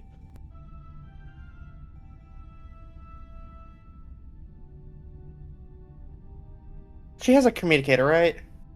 No, sir. No. But I'm sure we can find somebody who can give her a communicator. Hopkins is gonna. I really don't want to. This would not be a good thing. She will. Where would Admiral Harding's room be? Oh, he insisted on the next floor down, sir. Deck 3. Okay, good. So she's going to have her communicator only alert anyone on deck 1. Very well. Okay. Anyone that sees the representative, please let me know where they are. Your communications officer, Ensign Ravalon, replies to that. You said you had some more to say, Liz, sorry? And let them know we wish to speak with them, so keep them there. Ensign Ravalon here, sir. I'm afraid Representative Zeta isn't on Deck 1. Where the hell is she then? Of course, sir. Scanning now. That's odd. I'm showing an unauthorized access in the shuttle bay. Lock it down. Unauthorized launch of shuttle. Security report to the shuttle bay immediately. Somebody tractor that damn shuttle. Okay. As he's booking it to the bridge. Okay. And calling Captain Sott. Captain, we have a situation.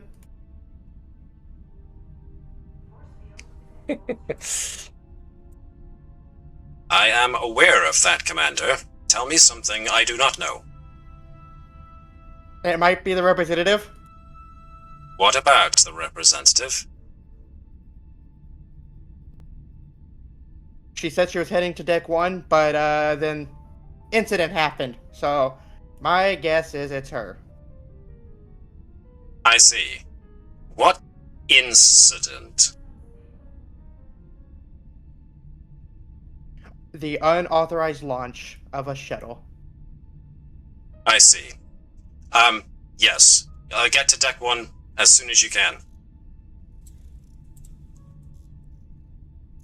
Right. Hopkins is like, the bridgey bridge. I am not drunk enough for this. I have nowhere near enough of a buzz. So, Why does that keep closing? So, essentially, what we have here is... You are not where you usually are. You are not where you usually are. You are not where you usually are. And you are not where you're usually at. Cool, let's get everybody to the bridge.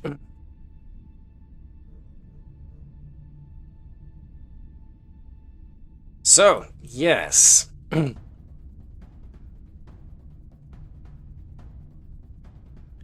So out on when you get to the bridge, either rapidly or somewhat behind everybody else who reports to the bridge, on the view screen you can see that one of your Type 9 shuttles has been taken and is currently looking like it's trying to warp away. So, if we want somebody to try and tractor it, let me get bridge ambience going here. Then, yeah, we're gonna have to get somebody to try and do their job. So, essentially what we've got here is, unless somebody else wants to take active control over the tractor beam, then you'll be activating Dyneth to do it? I was about to say, yeah, because security-wise, if you're using the tractor beam, it makes sense. Someone with high security. Which Trasa could do, but unless you want to give it to Dyneth. Oh, I mean, if Hopkins is on the bridge, then yeah, she'd be like, "Excuse me." So, attempts to. Yep, go for it. It's going to be control and security.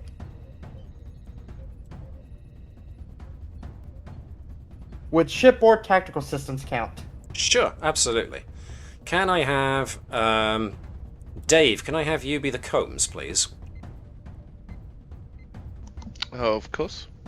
And from the Combs, I will be looking for structure and security. It was almost a 2. That was sad. Never mind. This 2 is successes, still not bad. Just 1 dice, no focuses or anything like that. In this case, the ship does not count as having a focus, no, and yes, just 1 dice, please. Yeah, it would be weird if the ship had a focus.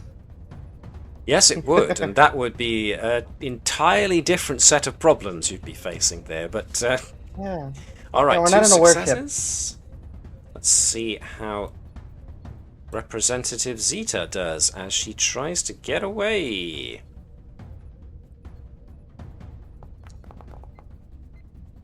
She manages 3 successes, so for the moment she evades the tractor beam. Some fancy flying on Representative Zeta. She's trying to get to... well, you guys are still technically moored, I think.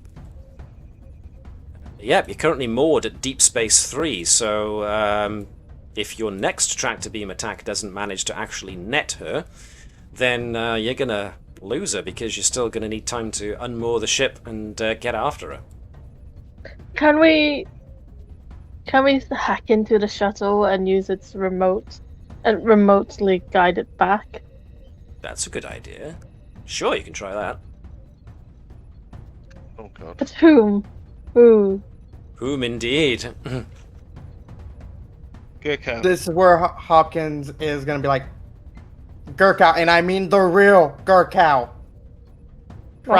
Do it. But if Tavish is in Gerkow's body and she's got a physical presence, by what measure of real do you want to judge real? That's just me being a pedant.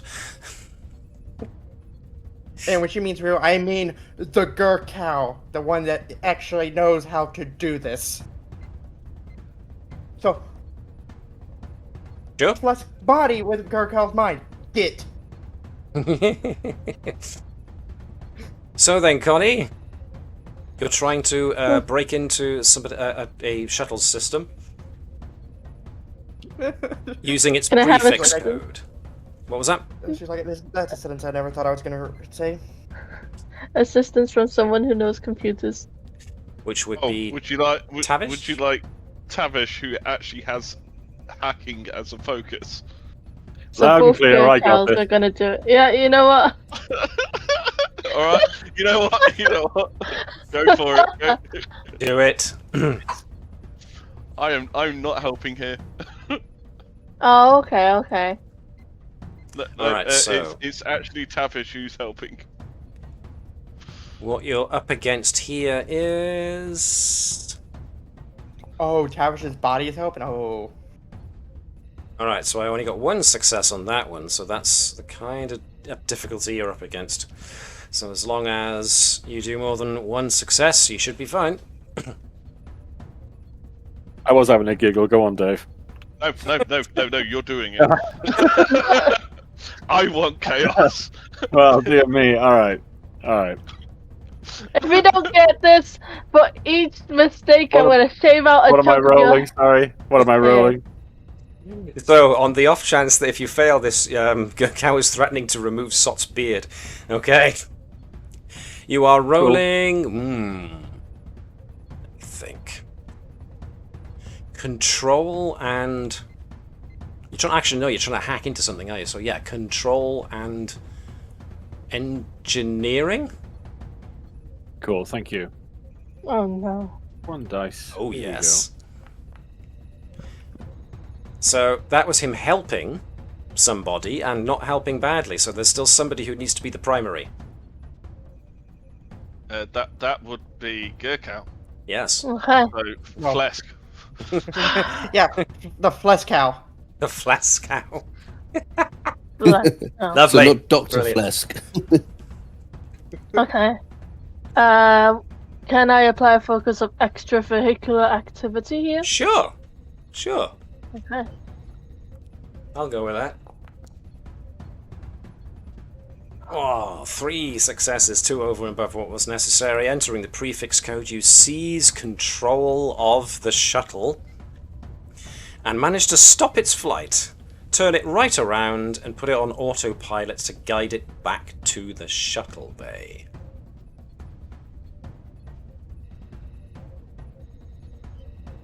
Alright then, there is a security team waiting for Representative Zeta when she gets back, and they essentially take her into custody for trying to steal a Federation shuttlecraft. So... is she in the brig? She will go to the brig first, yes, to get some interrogation.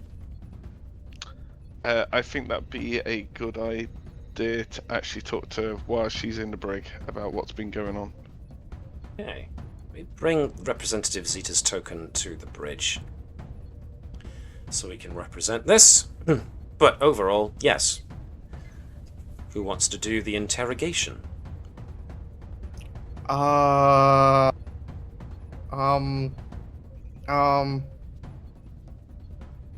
guess Hopkins. Oh, Dr. Sott can help with his Phlesc powers. You Do you think I'll be able to help with my god? Oh no, I haven't got good focus.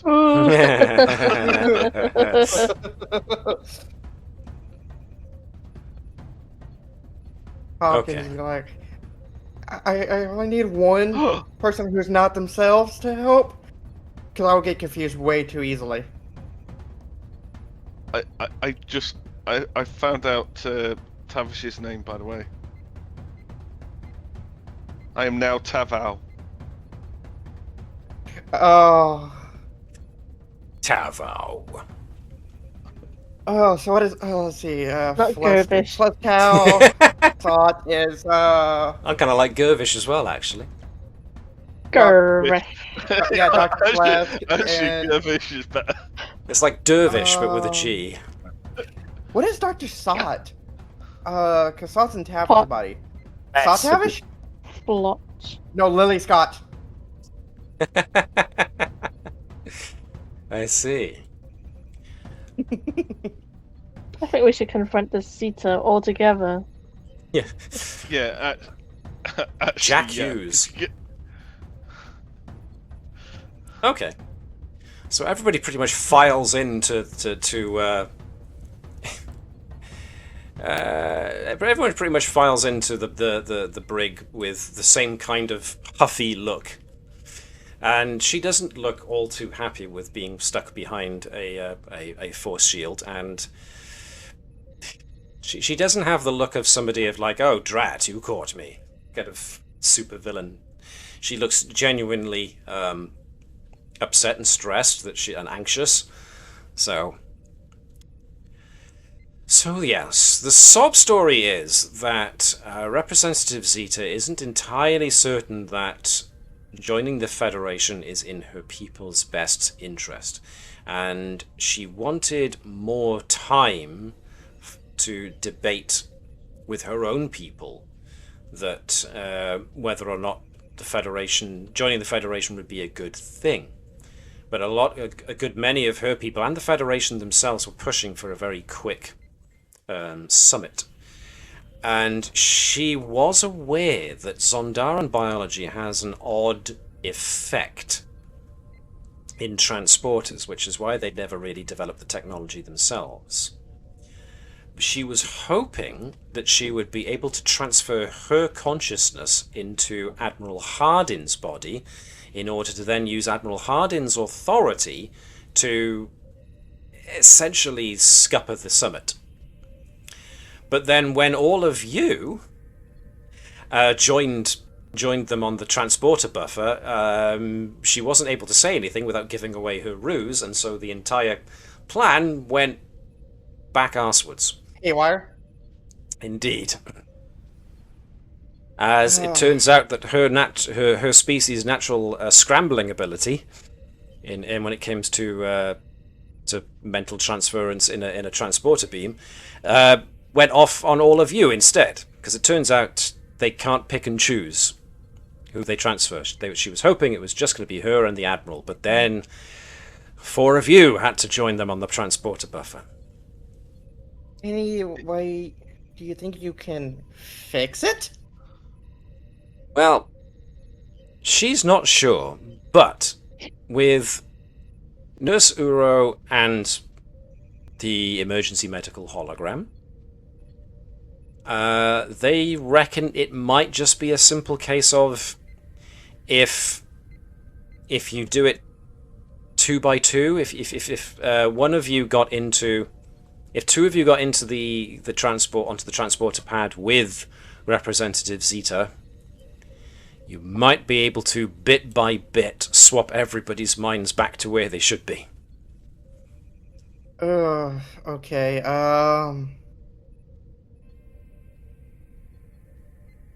So, what do you want to do? How do you want to do Swap. this? Let's do this. I think we should also probably, say to her that, if you did want more time, to discuss with you people, all you had to say was, Please. something. All you had to do was ask. Yes. Yeah. Also, if the people do want to join the Federation, we can always put a plan in place that when your species is transporting onto a ship, that they are the only people allowed on the transporter at the time. There are ways around this. Representative Zeta just nods affirmatively and goes, "Yes, we know, but at the end of the day, we don't really know much about you except what we see and hear from other people, and so far you've been in one very recent war, and looks like another enemy is gearing up to wage war on you too. Doesn't exactly make for encouraging viewing." I get that. I get that wholeheartedly. Though your way of going about it was not the best or the brightest. Very well, I can accept that. Will I at least be returned to my people?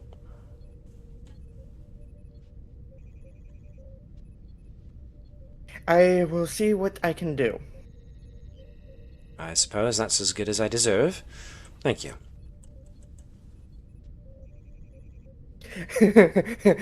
Now, let's get this business of fixing the crew. So, There is not enough yes. blood wine in the world for this. It takes some coordination between the medical department and the transporter department. And eventually, a potential solution is come across, and it now more becomes the issue of the slow and burdensome process of putting the right people in the transporter with the right people. And so, eventually, one at a time, everybody finds themselves back in their original bodies. That was fun. I like your beard, Dr. Sott. It's very good. Can we just making sure that Phlesc didn't go to his quarters every time he got his body swapped to the next person, unless You he can, was. you can try to make sure. Oh dear. But don't ask questions you don't want the answers to. I guarantee if Phlesc ended up in Tavish's body, you certain someone would stop him. Well, we'll never know, will we? I don't think Nyla will allow that. Hold on. Before any of the transporter things happened, Tavish will go over to Tavish and just go, "Nylil, if anybody moves this body out of this transporter room, yeah, you have my permission as Lily Tavish to stop that body." I will walk to my consider it. walk to my quarters, and you're going to take over. And all I want is the recording. What are you making her do? Gerkow is Making just her do concocting nothing. She's just going ball. into the quarters and recording what happens. What are you saying, Because Connie? Phlesc is going to go to... This Gerkow is just preparing a bold serum so that Phlesc will never grow any hair or anything Ever again. as punishment. Exactly. Oh, he's just going to stick a fake moustache on.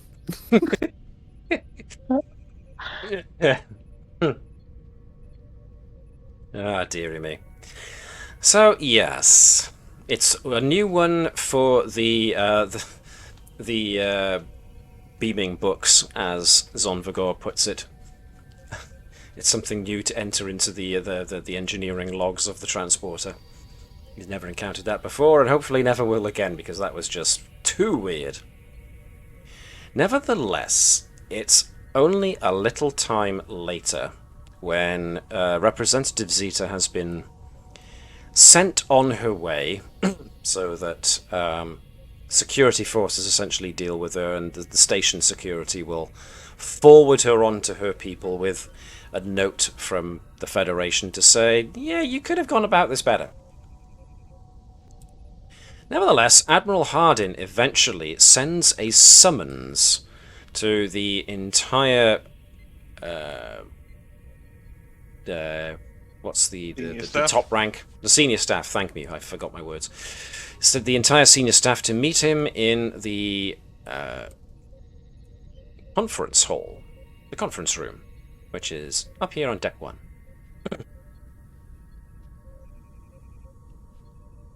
And that includes Captain Sobek. Spidoo.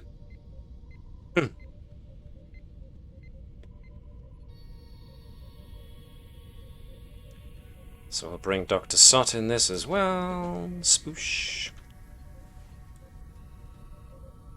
Okay, have we missed anyone? Senior staff would include Gerkow, wouldn't it? I suppose Chief Security Officer, yeah, sure.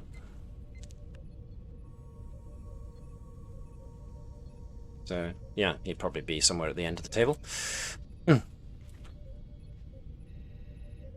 And the door closes behind him. So, Admiral Hardin states whilst standing up,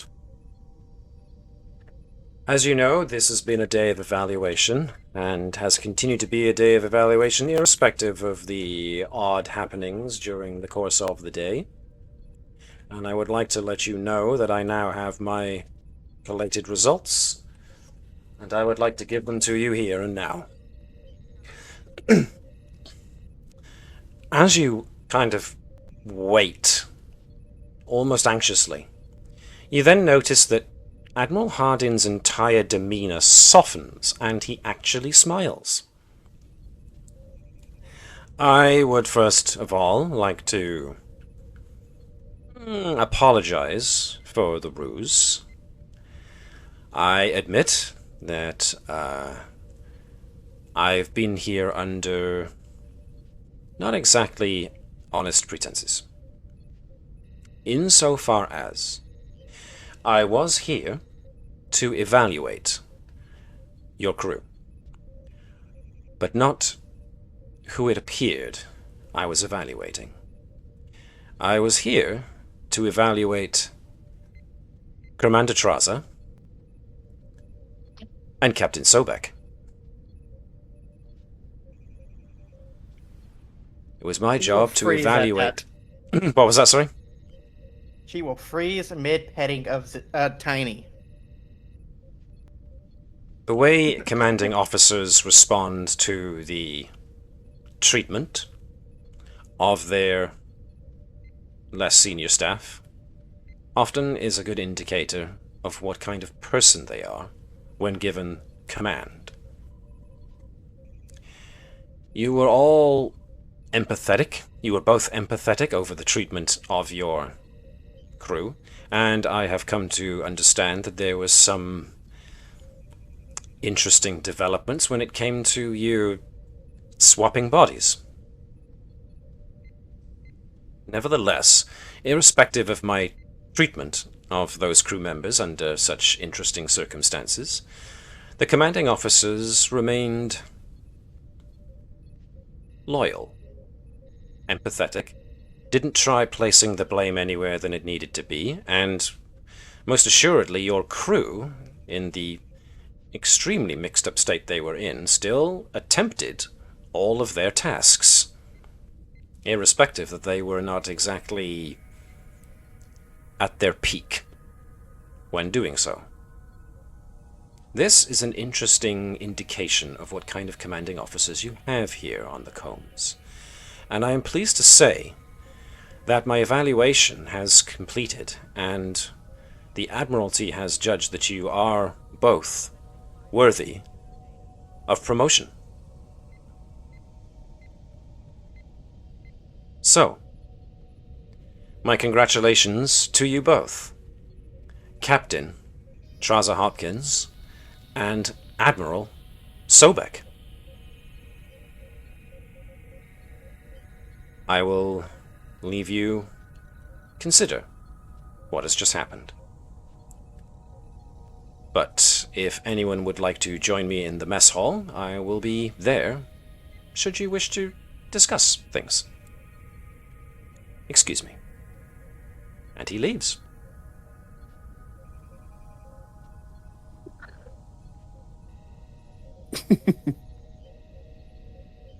Phlesc just flicking through views. Oh, they didn't even mention his amazing singing.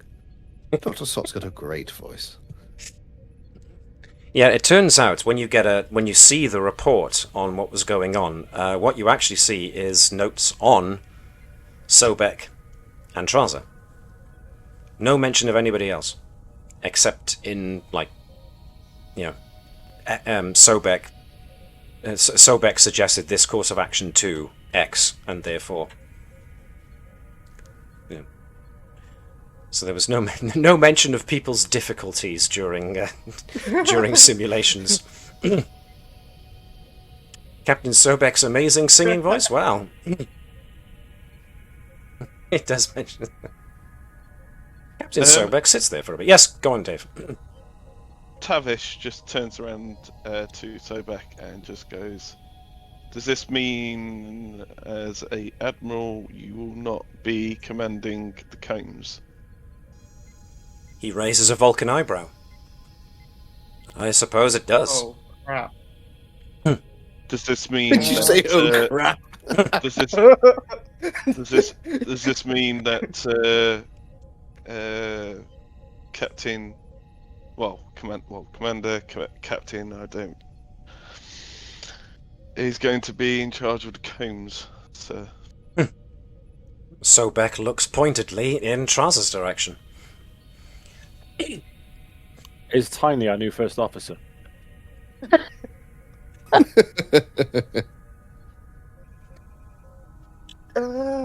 Well, that is a good point.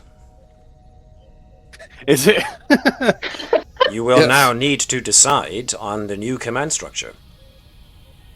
Oh, great. Because surely it's the other one outranks Tiny. Zippy. Zippy. Oh yeah, Zippy, you mean the one that's currently sitting in the captain's chair? Yeah, Zippy surely outranks Tiny. Tavish just goes to the Admiral, goes, "Sorry, sir. Sorry, Admiral. I need to leave."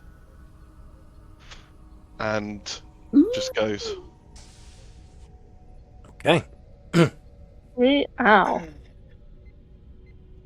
This is going to be interesting. Though that does beg a question. Am I now part of Starfleet again, or not? I would imagine the logistics will have to be worked out, but yes, I agree. You'll probably be considered mostly a Starfleet officer, with Klingon leanings, perhaps.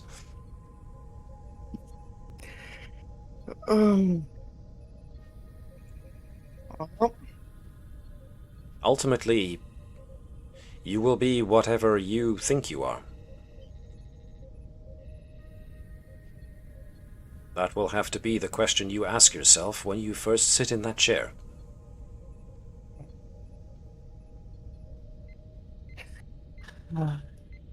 There's probably going to be a lot of requests for transfers.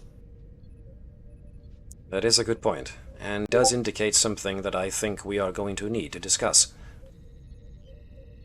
The whole time with Phlesc was saying, I'm a doctor, you know, Harding was aware he wasn't Sott. Well.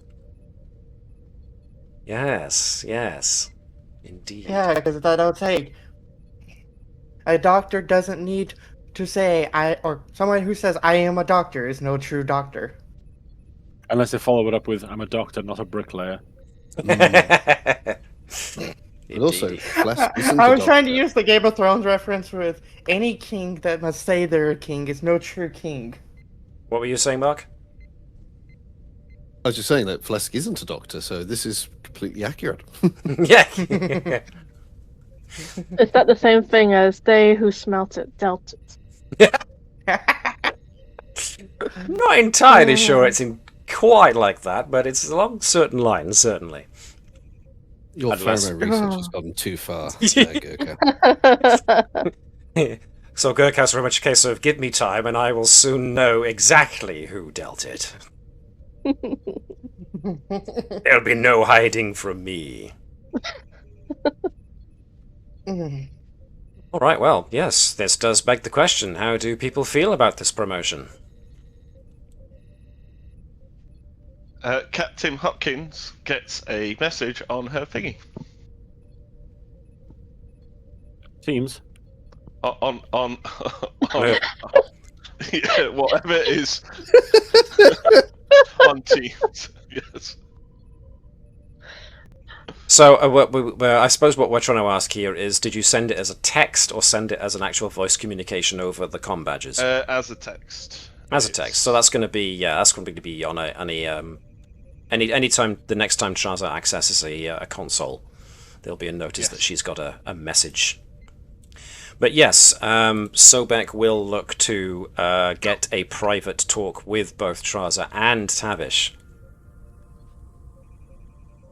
But, yes, invites everybody essentially to go to the mess hall so we can all have a good old talk.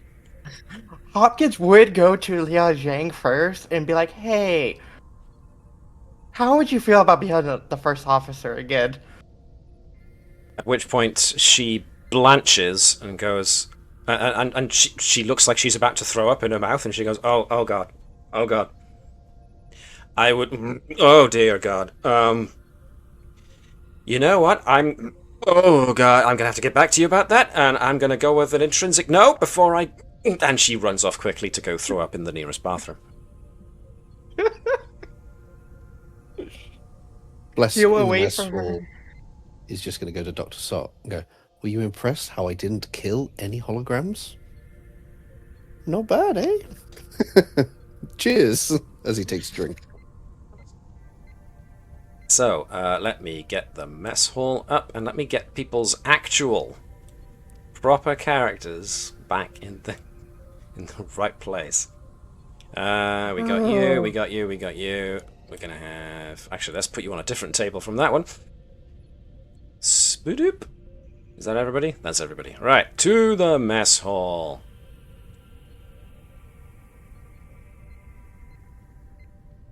Actually, let's kill that, and let's just do that one. Ooh, there's 2 Phlesks. Is there 2 Phlesks? Did I miss one? There is 2 Phlesks. That's the wrong one, so let me take you away. I didn't scroll down, that was the... Hello, handsome devil! Fancy seeing you here. So Admiral Hardin is kind of he's definitely sat off to on his own towards one side. Yeah. Captain Sobek does ask for a word privately with Trasa and Tavish later on, but for the most part, actually let's do that first. because we need to talk about that. So, Commander, Captain, we are going to need to have a discussion about a certain covert operation that is going to be going on this ship. And Sobek looks pointedly at Tavish. Captain Hopkins, first of all, let me apologise first for my attitude and my insubordination towards you over the last since weeks, yeah. you've been back. Me and the Admiral here and Admiral, I can't remember her name. Hebert. And Admiral Hebert. I offered them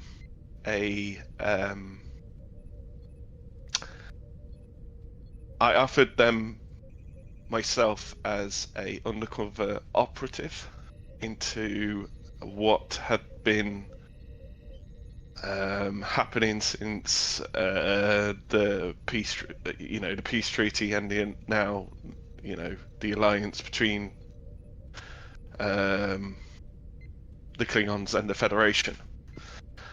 I had some members of the crew come up to me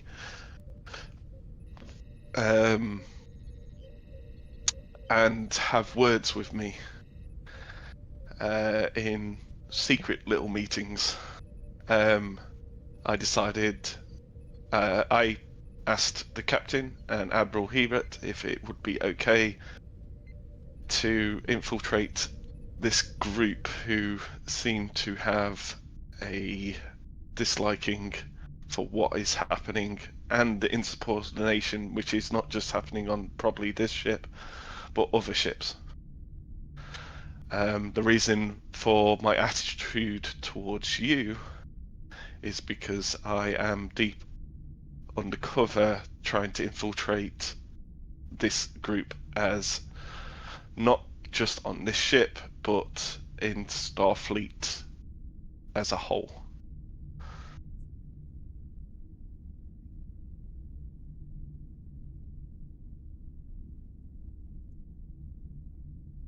Well, that does explain the situation. Though, I would think that those members would probably request a transfer now. That is a very poignant point, if I may interject. You make a good observation. The actions of these people, when they hear that you have been promoted to captain, will be the most telling. This could mean that you yourself, as captain, might be in somewhat more danger now than you were before. But, as captain, you would need to be brought in on the situation in order to be kept apprised of it. And therefore, since you will now no longer have my immediate guidance, I would suggest that you both watch each other's backs very carefully.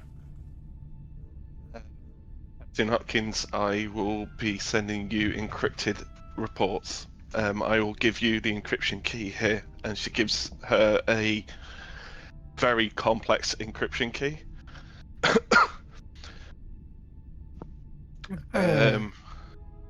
I will be sending you these reports as soon as I have them, and if I find out any information which puts your life in danger, know that I will immediately be sending you a message.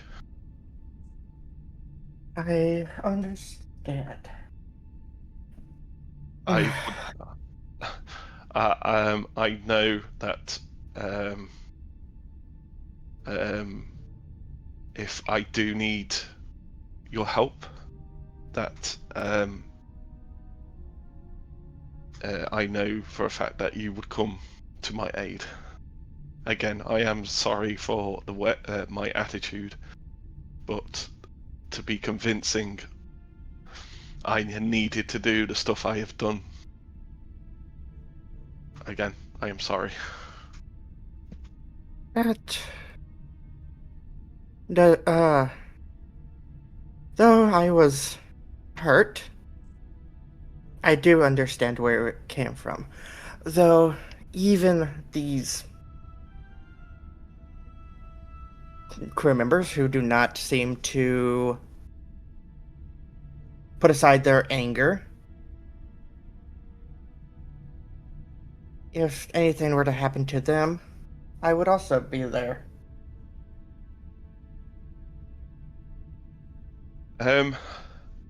What I suggest is you still have a somewhat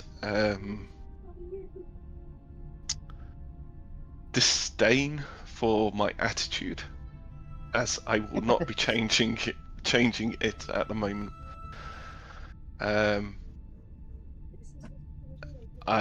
If I blow my cover, I feel not only is my life in danger, but that of my family.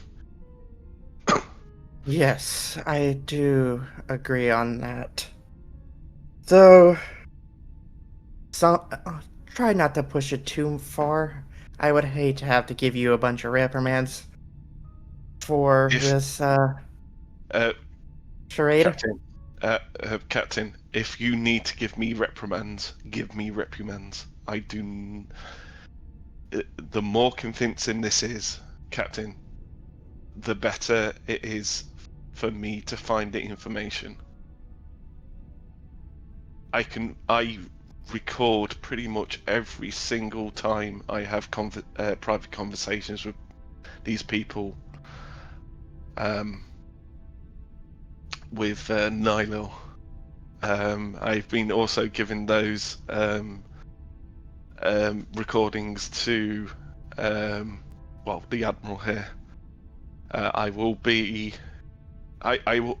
keep you informed, Admiral, as well, and keep on sending you reports too. But if you have to give me reprimands for my attitude, please keep on doing it. It will help me infiltrate these people a lot more. Only one reprimand a month, you two can. Doctor's orders. If whatever I do, if you feel it is going against Starfleet rules, if you feel like it would benefit me in getting closer to these people, or getting me in further into these people, then please, I suggest you do it. Well, this is a discussion that can be tabled for another time. At the very least, we have now brought each other up on the basics of the situation. How you propose to conduct it from now on now becomes your purview, but I will very much be intending on staying in the loop, as it were. In what capacity, that is, I have yet to uncover. But I do believe that a certain Admiral and myself need to have a conversation. In the meantime, I suggest you get to the celebration and the discussion about what happens next for each of you. And Sobek indicates your fellow senior officers.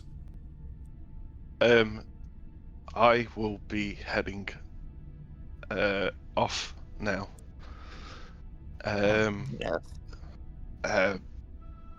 I'm probably going to say something which, again, I apologize for. Yeah.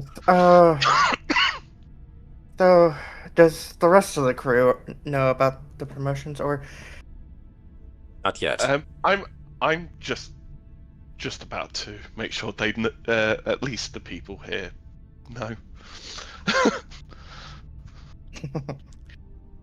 Yes. Again, Captain, forgive me for my attitude or anything I say. Forgive me, Father, for what I'm about to do. This is going to be trying times. Matt, can I ask a question? Was Sure. this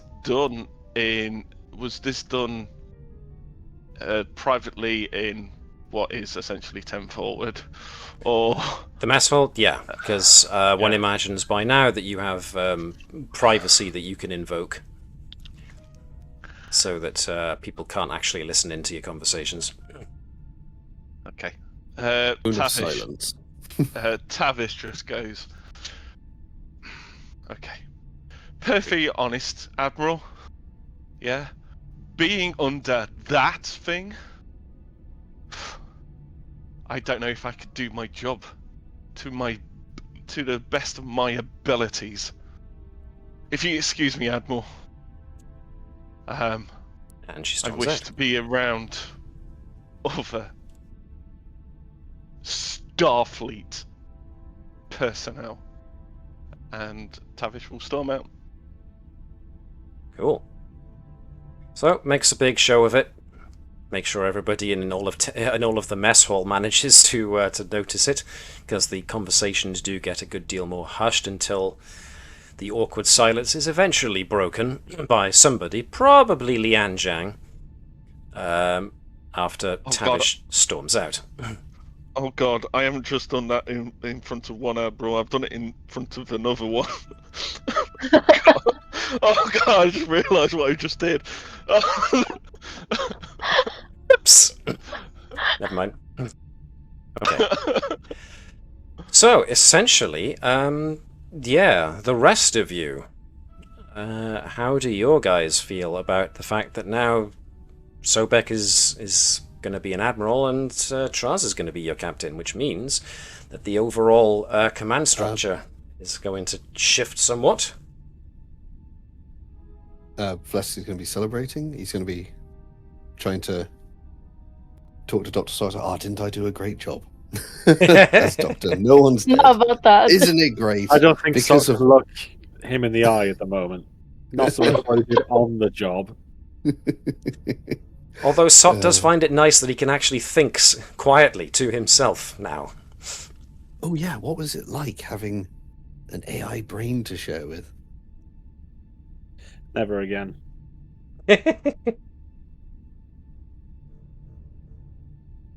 Okay. So, eventually, the scuttlebutt starts going around the ship that the captain has been promoted, and you have a new captain. So there's some grumbles about it, but at the very least, some time goes past that Sobek takes to go away and have a word with certain people, but does eventually ask for everybody, so Tavish will have to stand sullenly off to one side, as Sobek brings everybody together in the mess hall for an announcement. I'm sure as it is very difficult keeping a secret on a ship this small, everybody has now heard that I and former Commander Trasa are due promotions. I have had a word with Admiral Hebert, and it seems that she was responsible in no small fashion for this recommendation. Is he not for anyone else? Yeah. Yeah, he's So- cutting out for me too. I'm cutting out, am I? I do apologize. Yeah. We're catching like every other word almost. Not much I can do about that, I'm afraid. I will try my best. Maybe if I just talk in short bursts. I have had a word with Admiral Hebert. It seems she was behind the promotion, and has suggested that I take command of 20th Fleet. However, I must note that mine is not the most tactical of mines. Therefore, I have refused that offer. But I have still accepted the Admiralty. Admiral Hebert and myself have agreed that I will now be the Starfleet commander in charge of Narendra Station, as its exploration and scientific focus is more my avenue of preference. But it does beg the question, in these days where, or rather than a question, a notion, in these days where we draw seemingly closer to more conflict, perhaps what this ship needs is less an explorer and more someone with a more militaristic mindset. And so, this is not the end of our journey together, merely a change in this journey. I will now be posted to Narendra Station to act as its co-head, where Admiral Hebert will report to Earth and remain in charge, operationally, of 20th Fleet. Captain Trasa Hopkins will now be captain of the Combs. As a final note from myself, one of the main and most important actions of a captain is to prepare and teach their senior officers to be ready for the time when they themselves will take command. So, no pressure, but your actions as senior officers from this point onwards reflect very much on me. I expect nothing but the excellence to which I have become accustomed. Or else. That was my attempt at humor. I see I have a way to go.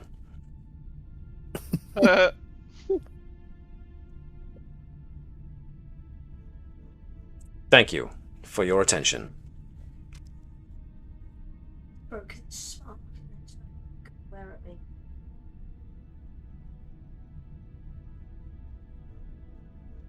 Very well. So, unless anyone has got anything they want to add to the speech at this point? No. Phlesc is just going to yell, cheers. Yeah, that was beautiful, man.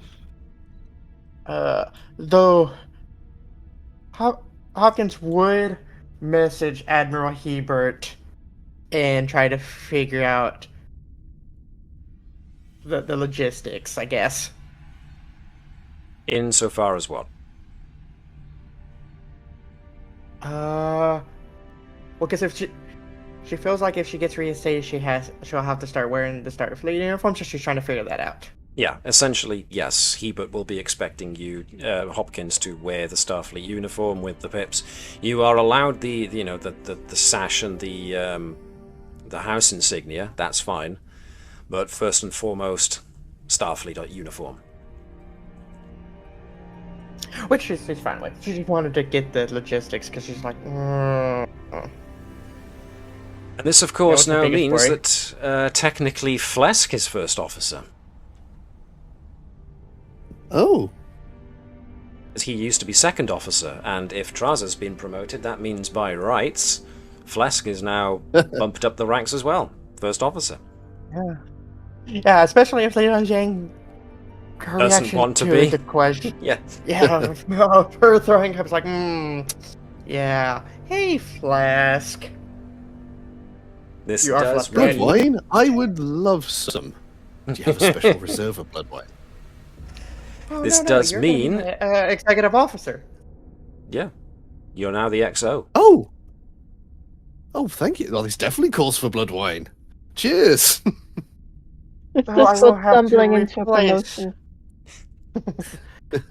I will have to replace you as ops. Yes, that does mean you're going to have to find a new ops officer. she'll ask each of the heads to put forward 2 of the best candidates from each one, and probably even ops to figure out who would be the best candidate. Oh, for ops, it's probably easy. It's just going to be Zomvagor, surely. Oh, I see. Ooh. We're promoting from within the family. Okay. Gonna have to, which means you're gonna need a new transporter chief. Also fair enough, too. Can we get somebody from outside the ship to be a transporter chief? Sure. Miles O'Brien. Oh. Miles Can O'Brien, they he's do- busy. Can we have somebody who's Scottish? Oh, So you can no. say, beam me up, you Scott. So we can say, beam me up, Scotty? Yeah. Sorry. Are you? Are you really? It would be very No, I'm confusing not. with Sos and Scott. Yeah. Uh-oh. Can we make an emergency transporter hologram then? Well, that sounds like another science project, doesn't it? Create enough Get on it, hologrammatic Phlesc. emitters that you now create a holographic transporter chief. Interesting. I found something. Not that important, but before I forget. Tavish, I can't have this. I can't even select it. What are you looking at? Post. It was an award, because I was going to get it for Phlesc. But you have to be the chief engineer. Just, in case you want that to speed up your extended tasks. Okay. The Tucker Award for Organizational Efficiency. Yes, indeed. Be a Haber spanner, though. I doubt Tavish is going to be getting any kind of awards anytime soon. Yeah, that kind of that's going to make the whole acclaim system a little bit funky. But I mean, just because you're being a brat to the command doesn't mean they won't still recognize your. thank you for saying that B word Work. instead of another one. Yes. I mean, she was getting awards before, and it's not a huge stretch of her behavior. Oh, Yeah. All right. She just called the new captain A it. thing. Yeah, it. Yeah, a thing. However, at the same time, I don't necessarily want to take away the ability for you to actually purchase, talents for acclaim. So Yeah. So- that becomes your decision to make, Dave. How far you want to go with selling this. I feel that it not getting any awards is okay for me. I at the moment I am very happy with where Tavish is at Okay. and what I've got. So not getting awards at the moment is fine, and stuff. I'm also happy to be demoted as well. if Well, that's up Trasa to the captain. if Trasa Damn. I'm committing. I'm all in on this racism thing. What a masochist.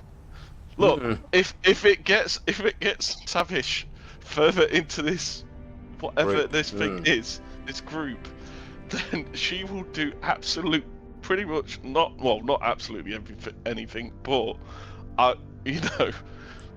Yes. So at which point everyone else becomes a little bit concerned about how far she's willing to jump down this rabbit hole. Well, that's up to the rest of you. yeah. However, yes. As Go on. long as chief engineer is there after I finish this, undercover. Just don't op. take that away from you. Got it. Yeah. As long as it's there after, then that's fine. Just don't make Ensign Kenson chief engineer, please. Oh no, she hasn't even been promoted yet.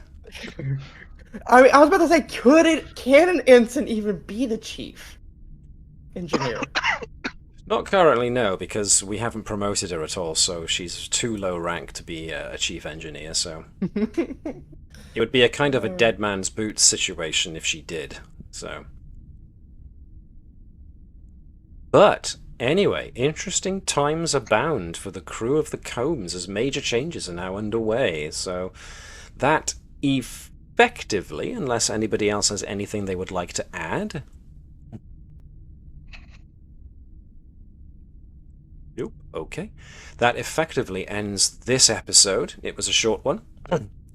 But, yes, I'm glad you let me run this, because I was looking forward to this.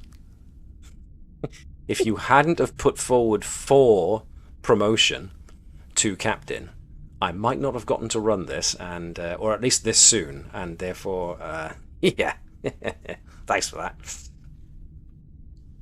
So yes, changes are going to be well on their way. So no more Captain Sobek. He's now going to be Admiral Sobek, in charge of everything that goes on Starfleet-wise in Narendra Station. So we're going to be saying goodbye to Admiral Hebert in some fashion. And yes, we're going to need a new icon image for Trasa, who's now going to be Captain Trasa Hopkins. As far as everybody else, yep, Phlesc is second officer before, so should by rights be first officer now. Who gets to be second officer instead of Phlesc? Well, that's up for you guys to decide. You don't have to decide right now.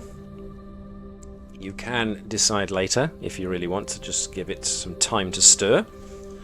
But unless anyone has got anything to add, this will be essentially where we call it. I would like to put forth Gerkow for second officer. But considering what's left in the pool, I think that's a sensible option. I'm done with that. It's a very fighty senior staff. This does mean that Gerkow will start getting... so that essentially gives you a promotion of sorts.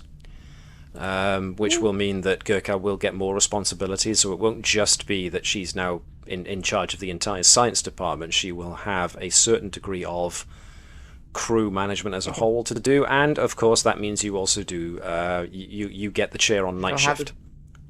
Yep, she has a watch. So managing your rest periods is going to be very, very necessary for Gerkow going forwards. Out of curiosity, drugs. would Riker at this point be a captain? Was Riker a captain at this point? When does he get the Titan? I think it's like Nemesis, right? So I think that's like after DS9. Yeah. So yeah, that's far in the future. Not far in the future, but still a ways away yet. Yeah. Does this mean I have to change my favours to Captain Sobek? Not Captain Admiral Sobek, Sobek, yes. Admiral Sobek. Oh, fantastic. Yeah, I think that's the only change you need to make there as far as your favours go. Oh shoot, I have to do that too. Yep, everybody who had favours with Captain Sobek now changes it to Admiral Sobek. So, going up in the world. But I won't. You won't have to be charged any extra acclaim for that because you already had favour with him when he became an admiral. So there's no knock-on effect there. No extra cost involved. Anything else? The funny part is Hopkins has 4 favorites with 3 different admirals. If you want to get ahead, that's the way you do it. Ironically, 2 of them was with Hebert. So now Trasa essentially, yep, her reputation goes all the way down to 3 once again, as she is now given captaincy. And we'll get, I'll get on that new image for her after we are done here. But unless anybody else has got anything else they want to add, Dave? I've just got a question for the reputation. Can you lose reputation? Absolutely, you can lose reputation. Oh, Does that come with reprimands, or You can buy off reprimands by lowering your reputation, yes. Okey-dokey. Oh, this is gonna be great. Because I mean, you have to lose reputation to a certain degree, right, before you can get a demotion. Right? I hope. Correct. Oh, thank goodness. But operationally, that's going to be for you to decide in the future how you want to run things and how you want things to work. So yeah, you can go into as much or as little detail as you want about it. But for now, I am going to say thanks to everybody who tuned in. What is the start date for today? Oh yes, for this? Pardon me. I did give the start date at the beginning. I will throw that in. I will throw that in Foundry now. Spooch. As I was saying, thank you to everybody who watched along. If you did, thank you very much indeed. If you're watching this on YouTube later on and you found it even remotely amusing, then consider just giving us a like, because it helps not just us, but everybody else who does actual plays of role-playing games, as well as people who do anything to do with Star Trek. Thanks to everybody who followed along on Moonbeam as well, if there were any, and everybody who followed along on Twitch, if there were any.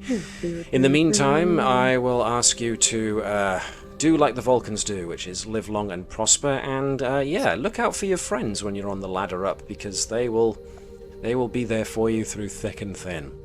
But Oh also, no, there's a ladder? there's a ladder. Oh yes, and we all know how good we are with ladders. Be careful. Great, I would hope if I could actually spell. But nevertheless, thank you very much, everybody. Engage in infinite diversity and infinite combinations, because that is the real way that we do. As we diversify, we learn from each other, and we go forward in progress, rather than stepping backwards into ignorance. So let's look after each other, treat each other with love, kindness, and respect, and we will see you next time, as hailing frequencies are now closed. Thank you, my dudes.